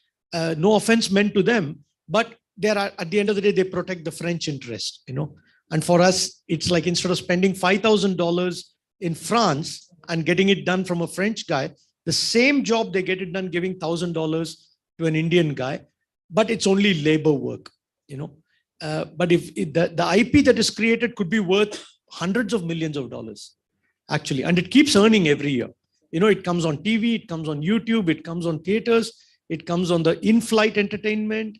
And that's why they say content is king. the one who owns the content is the king. We have to break through with that. And I'll be happy to, it would require a couple of hours to, go into the details, understand what they're saying and what we can do and things like that. Thank you so much for your input. In fact, you mentioned about content is the king and creativity. Very recently, like the AVCG XR policy has also come in, and it was released, I think, last week or 15 days back. And SEPC is working very closely with Ministry of Information and Broadcasting, and these issues came. But at the same time, as ma'am mentioned, that there is this lack of real-time information. And good that you came today at a short notice and presented the case. I would request you to use your network and let them come forward to the Ministry of Commerce, to SEPC, because that's where services sector, in fact, you mentioned about annexure not being, getting due attention. And it is not only relating to AVCGA, and there are many other sectors. Yeah, in fact, services is included as a head called invisibles, and it remained invisible actually. So that is something that needs to be made visible. So just imagine 254 billion by largely being invisible. If you become visible, there is tremendous scope. Anyone like from the services sector, I believe very few, which sector you belong to? Content creation. Okay, so I believe you echo the similar. Well, so I would say also we complement each other. You're creating the animation, I do the writing part of it. Okay. I also provide consulting services. Consulting. So anything you can talk about, the scope of opportunities in Australia, or what are the constraints?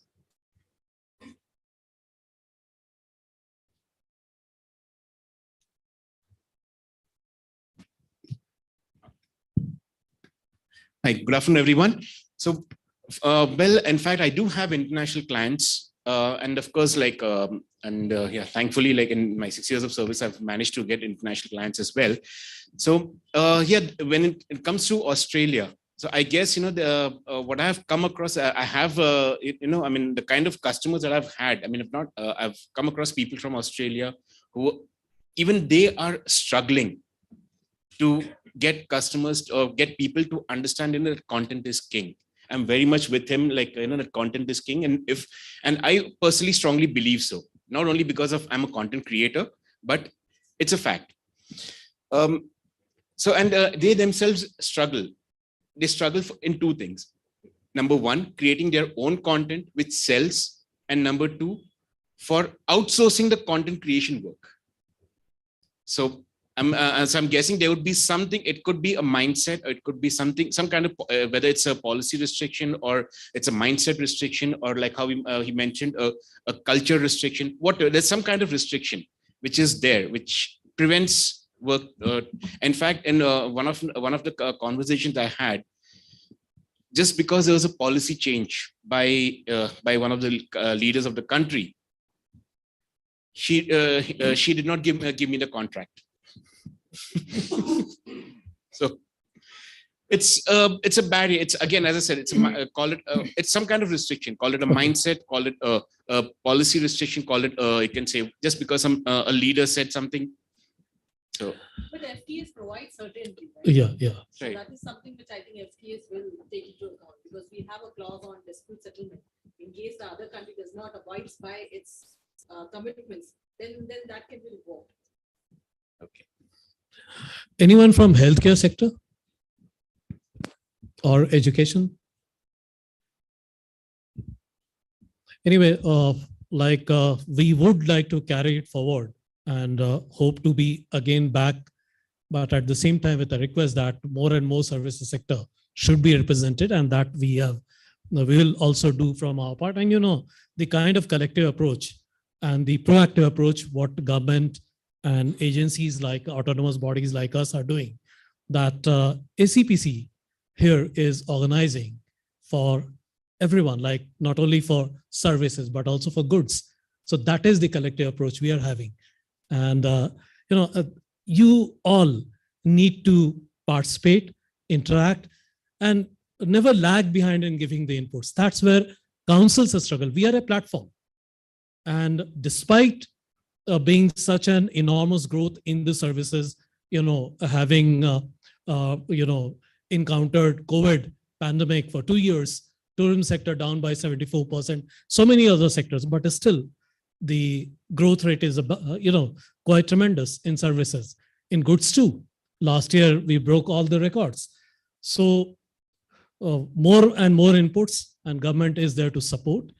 And one more point which was being mentioned about the business connect. Every council is doing it. Export promotion through exhibitions, through reverse bioseller meet, when they invite overseas business prospects and conduct certain meetings, a bioseller meet, the delegation which goes out. They are all the platforms besides their own portal where one can connect. Lokeshji mentioned about FIO's portal on the Business Connect. SEPC is also doing, every council is doing in their own way. So use those opportunities. Regarding one question on the support from the embassy, I must mention here, embassies do provide this support. Of course, the data which you might get may be dated, but you can always write back to them. Their commercial attaché or anyone in the commercial sector will be more than willing. And I must mention here that whatever business delegation any council undertakes in any given part of the world, even to the remotest part of the world, it is the embassy, our missions, they extend full support. I have myself seen in, of course, in other sector where I was, in pharma, everyone used to be there. The ambassador, the high commissioner, their entire supporter staff used to be there. And that's what we are also doing for services. We are getting every support. We have, SEPC never undertook earlier a business delegation on select services like education, healthcare. Now we have a back-to-back CIS delegation, Africa and Europe, and we are getting immense support from our embassies. Of course, the councils, and we also, every council does appoint the local marketing agency on the payment of certain fee. For one company, they will charge $200 something, depends the kind of region you choose. And a very, very effective B2B matchmaking are done. Leverage that and try to create those positivities. You may be having a better experience somewhere, but that doesn't stop that there will not be better things to look for. This is what I would wanted to address, that business connect part. Yes, please. I'm from Tata Consulting Engineers. Yeah. Engineering consultancy services. I wanted to talk about, we talk about IT as a huge services gain that we have done. Look at the services on the engineering side. There is a dearth of engineers all over the world. Wherever we look at it, engineers, and we produce engineers and a bulk of engineers are there in India. And the services potential for engineering services is huge. But what I don't see is a collective effort in trying to create a similar kind of a IT industry did it on its own and went ahead and did that. If you look at it, even in engineering services, we are trying our best to get into all kinds of markets. We are doing in terms of TCE itself, we are doing almost 50% of our revenue from international markets. But what I want to see is, there are lots of barriers. I mean, right from the visa to professional certifications which are required for any kind of engineering services to be done in any country. All of these are restrictions that make services specifically on engineering services to be restricted by the organizations in that particular country. What we wanted is, how can this government take it up in a bigger way? Like we talked about Australia. Australia is a huge market in terms of engineering. There are lots of consulting companies which come and take engineering staff from India. And like you said, talked about animation industry. It's only labor that we are talking about here, whereas the huge contracts are being executed in Australia and using Indian talent for working on it. What we need to do is how Indian companies can actually take up these kind of activities at a larger scale.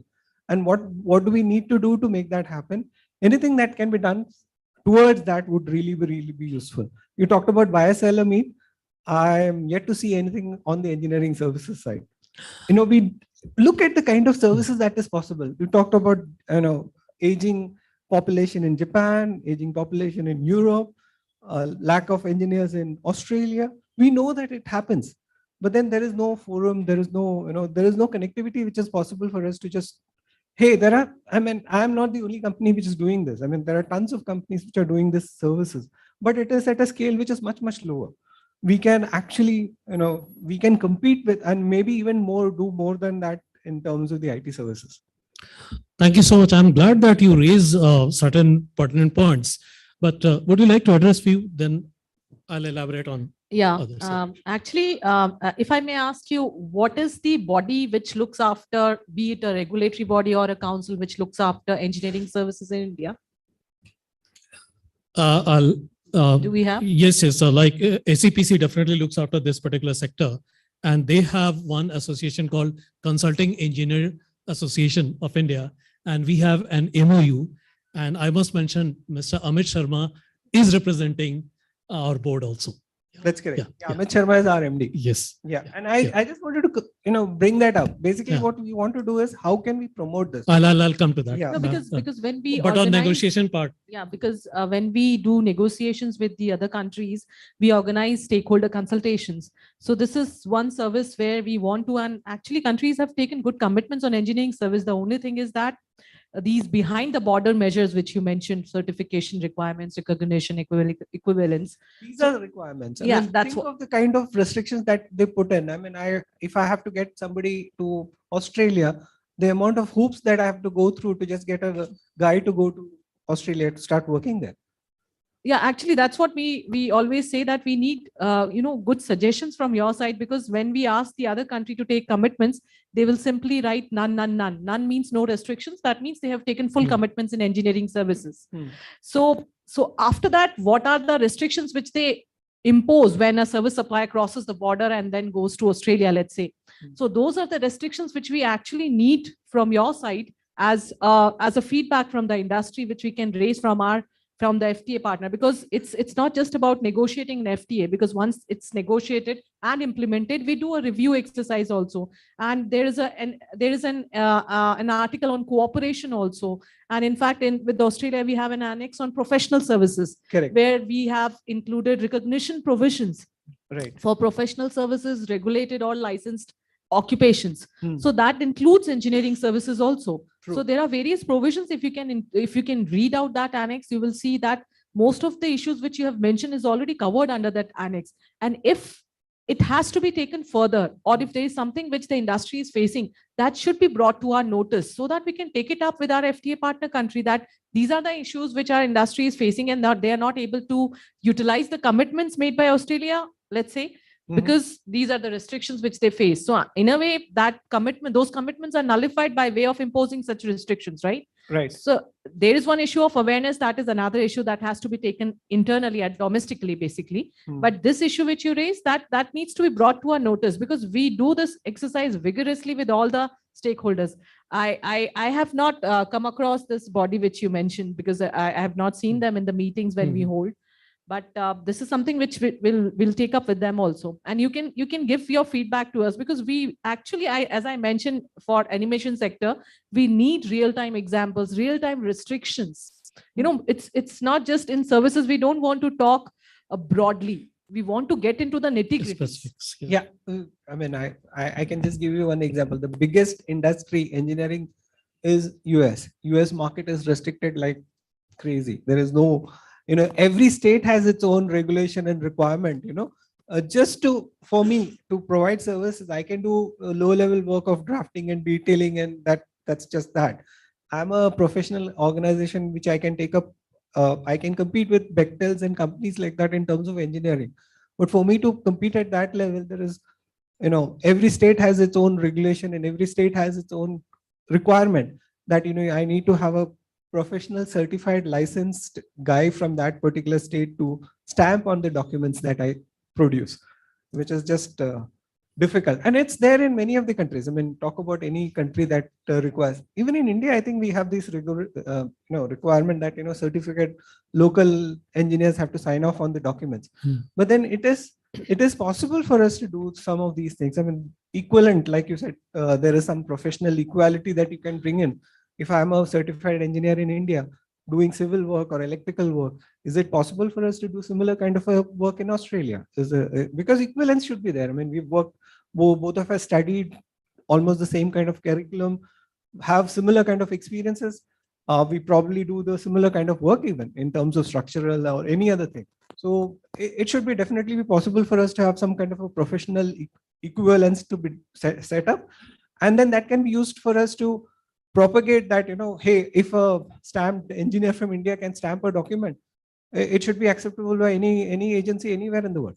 Yeah, that's what I think some professional bodies are doing, like for accountancy services, ICAI doing, COA is doing, Indian Nursing Council is doing, and we keep interacting with them on regular basis as to where they have interest in having such kind of mutual recognition agreement with other countries. So we get their feedback, and accordingly we take it up, irrespective of FTAs, we take it up with other countries. True. So that is something which we are doing.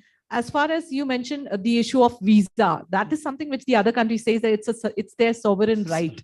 So they cannot take up under an FTA, this kind of, but if you take a look at our mobility commitments, the other country which has taken, so there we try to bring an element of certainty and, that and a predictability that this is something which that country has committed and they cannot take their commitment back.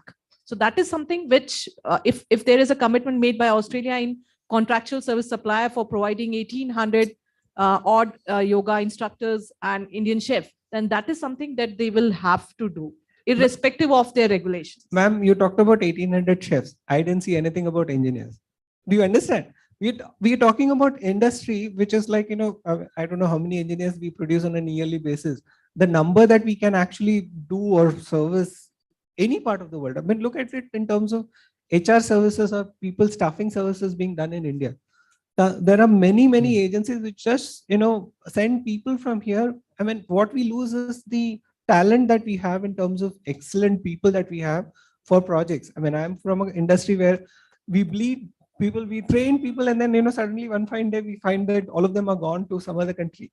And that is all because of this kind of, HR agencies which come up and just pick and put them in. Whereas it's possible for us, a country like us, to actually do services at a large scale on similar to what we do in the IT sector.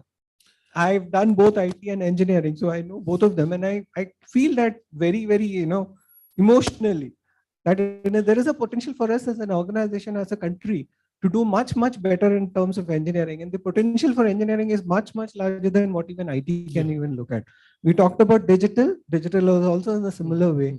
We are probably, scratching the services sector on the digital, very limited.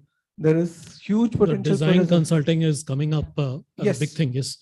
In fact, very important point you mentioned, but I would just like to put few points relating to the association with this particular sector. In the last 1 year, in fact, I'm privileged to say that SEPC has actually taken a lot of interest in it. And with the COA, we have also signed MOU. With ICI, also we have signed an MOU. And with CI, we did one conclave in the month of September with CI and COA together. And a lot of points come. But, as far as the participation in the promotional events are concerned, we still find that industry is not coming forward. And that's the gap we are trying to bridge. Unfortunately, for many years, and still today it is persisting, SEPC's name only got associated with the services sector just to get SCIS. And I have tried my best. I'm trying to break that myth. Any council, and for that matter, SEPC as well, not meant for, the incentives on exports. We are there for undertaking that entire journey through every stakeholder to the industry.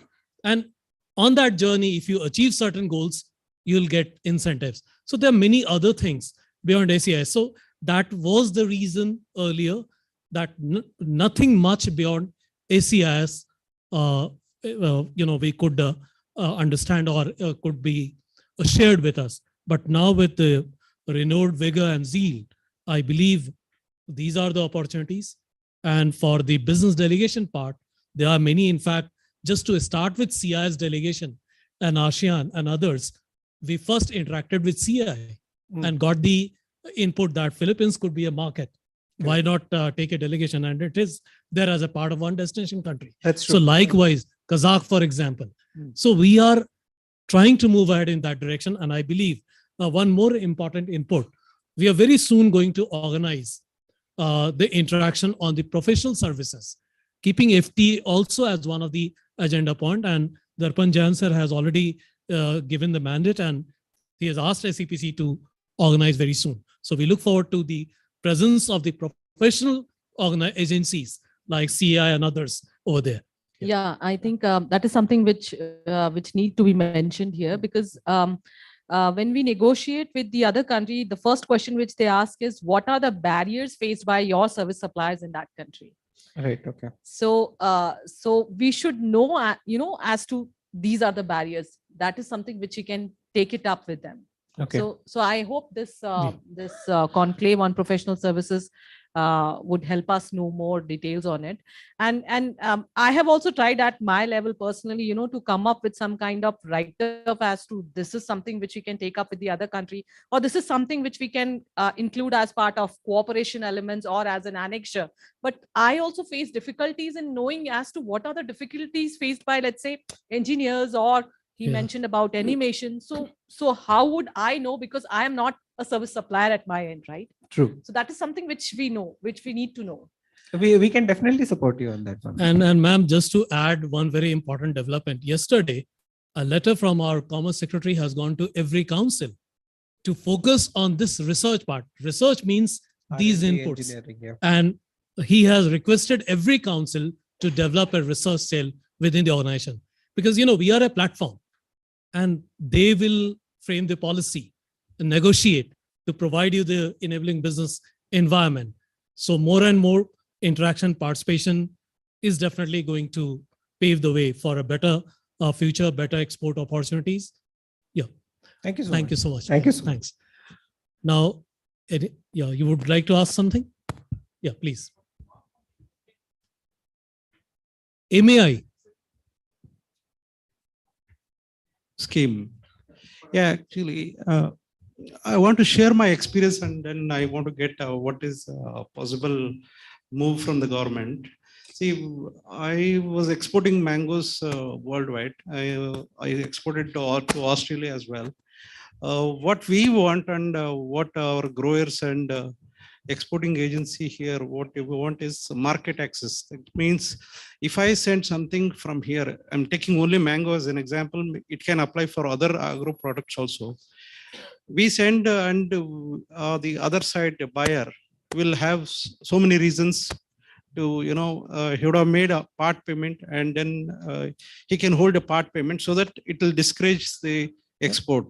And there was a scheme in central government, Ministry of Commerce, establishing warehouses and shops outside India to promote, agri products, food products, and other products, so that we can export it to our own outlet, we can store it in our own warehouse. I believe so we that, can take this up separately also. And just to add, these provisions are still there in MAI. No, I'll tell you what has happened. Okay. It was there till 2021, and we had approached the horticulture department to implement this scheme. The director agreed to implement the scheme, and after that, the director got transferred.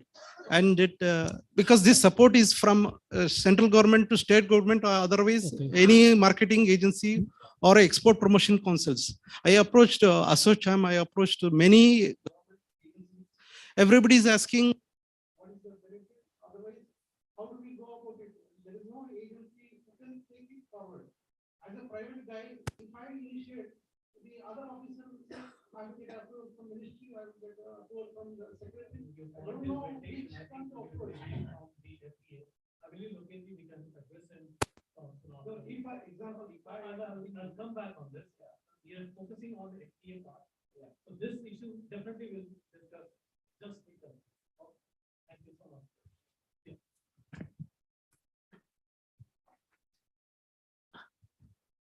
Excuse me. Yeah, I have introduced myself. My name is Venkat.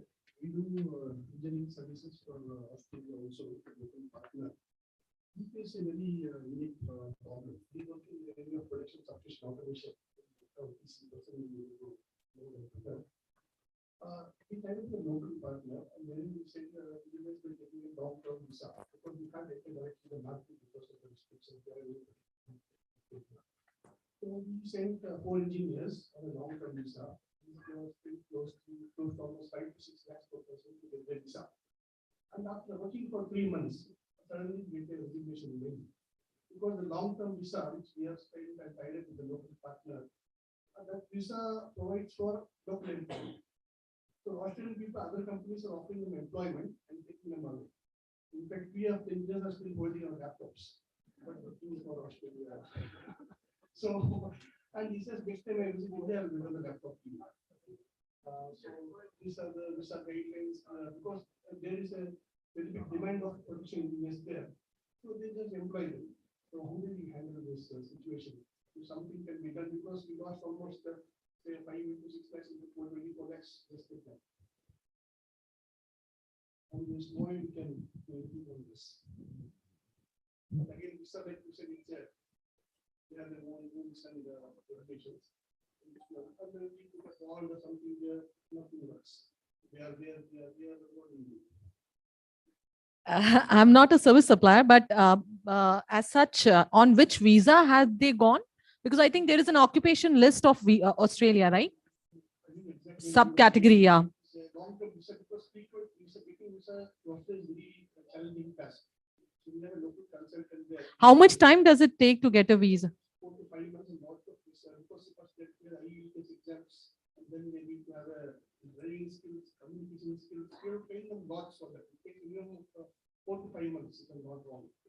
And then after doing all this, they just work 1 or 2 months when this happens. But they must have cited a reason. It's basically the local employment. So for example, I have paid up with a local company and we say paying us $100 for the service. You must be getting 200 from the customer, this customer. And I pay 80 for my engineers. When somebody is taking on paying them directly $150 per day or whatever, obviously you will not be interested to work with us anymore. So that is the opportunity we start getting. So the visa rules in place that we can go for employment there. And we can't go for frequent 2 months visa, 2 months doesn't work for practically. So we wait for this long-term visa. Yeah, I think we would require more details because in that case, I think what you need to see is what is the commitment made by Australia in that particular service, let's say engineering service. I don't think there is any restrictions regarding local employment because taking local employment would mean labor market test, right? So they have taken commitment not to impose any requirement with respect to labor market or even economic need test. They can't impose that. If you read the annex on movement of natural persons. So in that case, they should not be doing it. So that is something, details if you can share with us. Yeah. Thank you so much. Any question? It's Soumya here, basically an agri-commodity exporter. So I would like to understand as an agri-commodity exporter, how would this ECTA make a difference to us? What are the extra benefits that we would get as agri-commodity exporters due to introduction of ECTA as such?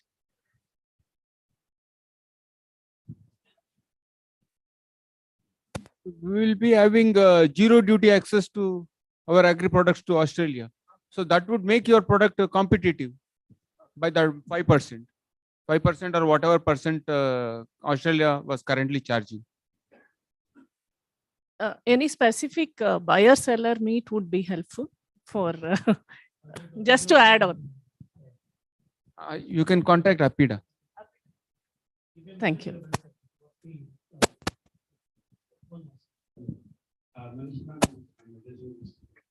I've been following this sector for the last 3-4 months. I've been watching what it is doing, how it can help vendors, looking at exploring some business listing in Australia.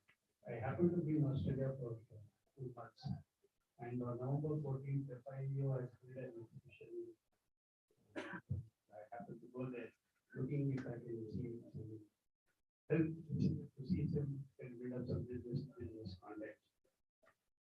I I was told that better to go to the embassy and talk to them. And this exhibition was the 14th of November.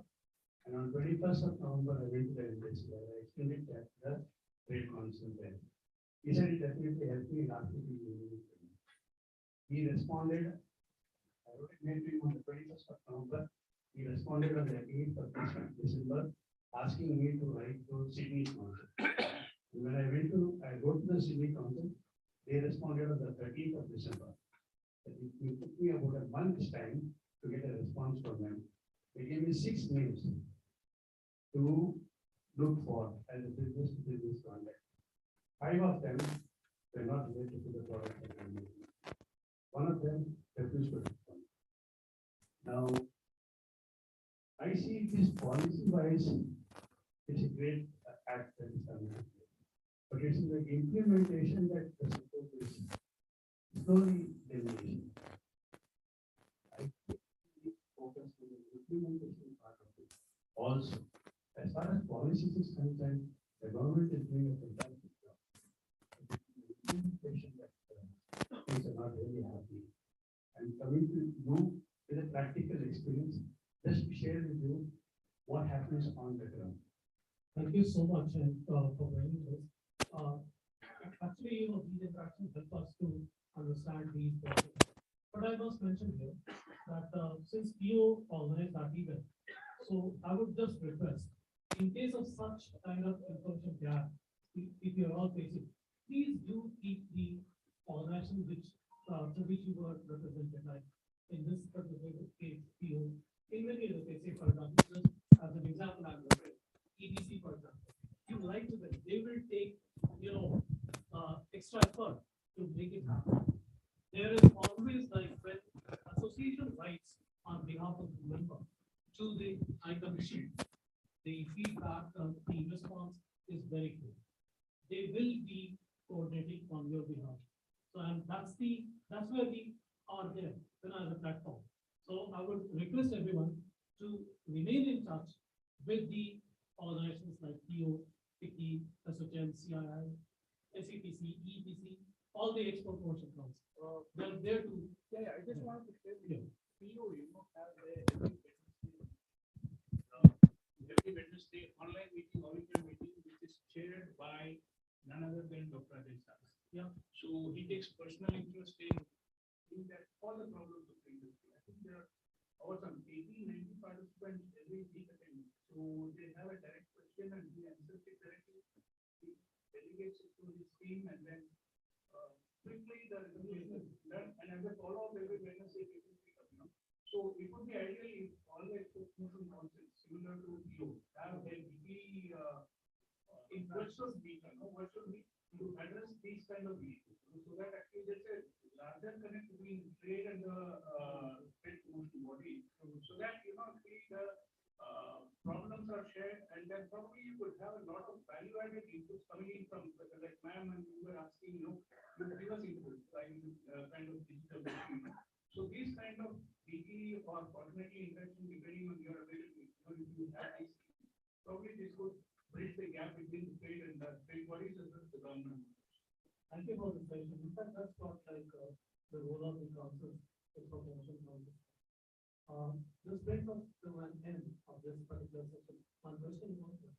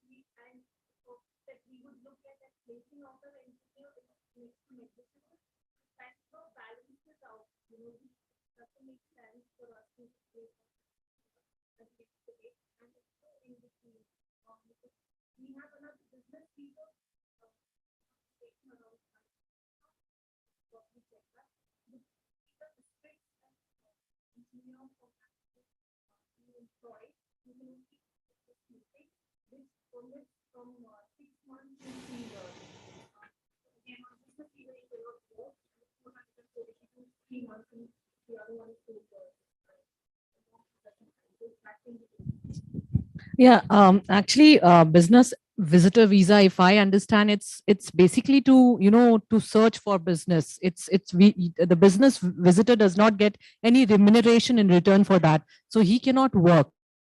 That's there in the law. It's there in our law also. If you take a look at our immigration laws, right? But you mentioned about, in fact, one point which came to my mind is that Australia has committed under various categories, which I mentioned: business visitors, intercorporate transferees, contractual service suppliers, installers and services.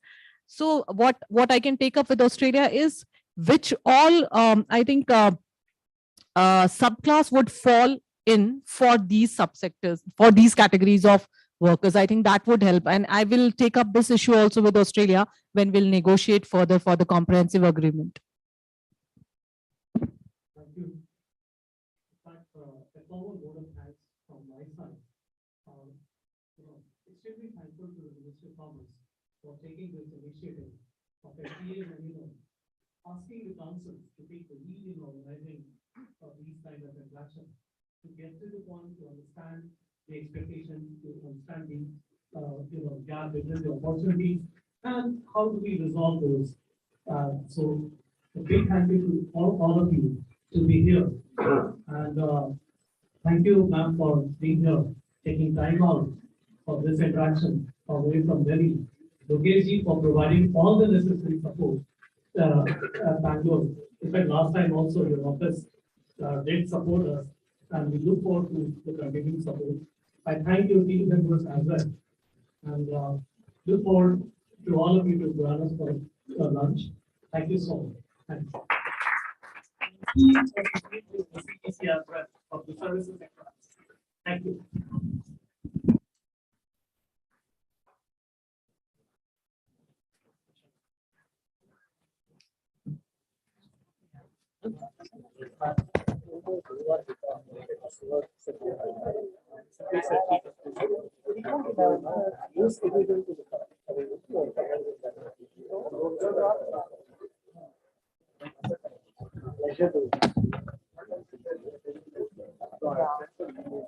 That vision is the holding company. Yeah, sure. Definitely. In fact, I keep coming to Delhi. Yeah, I would love to come on board. Can I? I'm not carrying my card. Yeah, okay. I'll cut you. Yeah. You know my name, right? Yeah, I'll send it. Yeah, sure. And you were telling about the flight example. So their roadmap is the same, whether it's Australia, Canada, France, even Germany, Italy, and UK. Basically, they all have developed their national broadcasting, like equivalent of news. Yeah, I know. So they were saying BBC. Yeah. So if an animated series has to come there, so they have children, so they have a demand for animation. So if an animated series has to come there, then it has to have an Australian producer. And so much percentage of they have a point, who has developed the story, who has developed the script, who's the director, who's the art director, who's the animation director, who's the lighting director. They have points. The labor part, it's okay to keep it, but all these key names, credited names, they like to keep it. And that is the key. So if it has to come on Australia, it has to be made by an Australian producer, who's a local tax payer, and he will be given funding support, and the resultant thing will be carried on with that. And all these key items in that will be to go and win business from America, from Marvel or Disney, and take the business which would otherwise come to India, they take it to Australia, and they showcase that it is produced in Australia. According to me, this is protecting the market, because if I come up with a story, okay, I'll make it with Indian artist or any Vietnamese artist or anybody. And then I want to go and put it in Australia. It's perfect. Yeah, and if you are protecting your market for other subsectors, why are you not picking up your sectors? What we should do is that each of them have a priority that they want to protect. Like Japanese, it is automobile. So I worked with the Tata Administrative Service, TAS for 50 years, and Microsoft for 3 years, and the founders of CC. They asked me to start something like that. That's how I even thought of becoming an entrepreneur. But so I've been new to the animation field, so I've tried out different things. So I kept meeting with Japanese, for example, many times. And after some 30 meetings,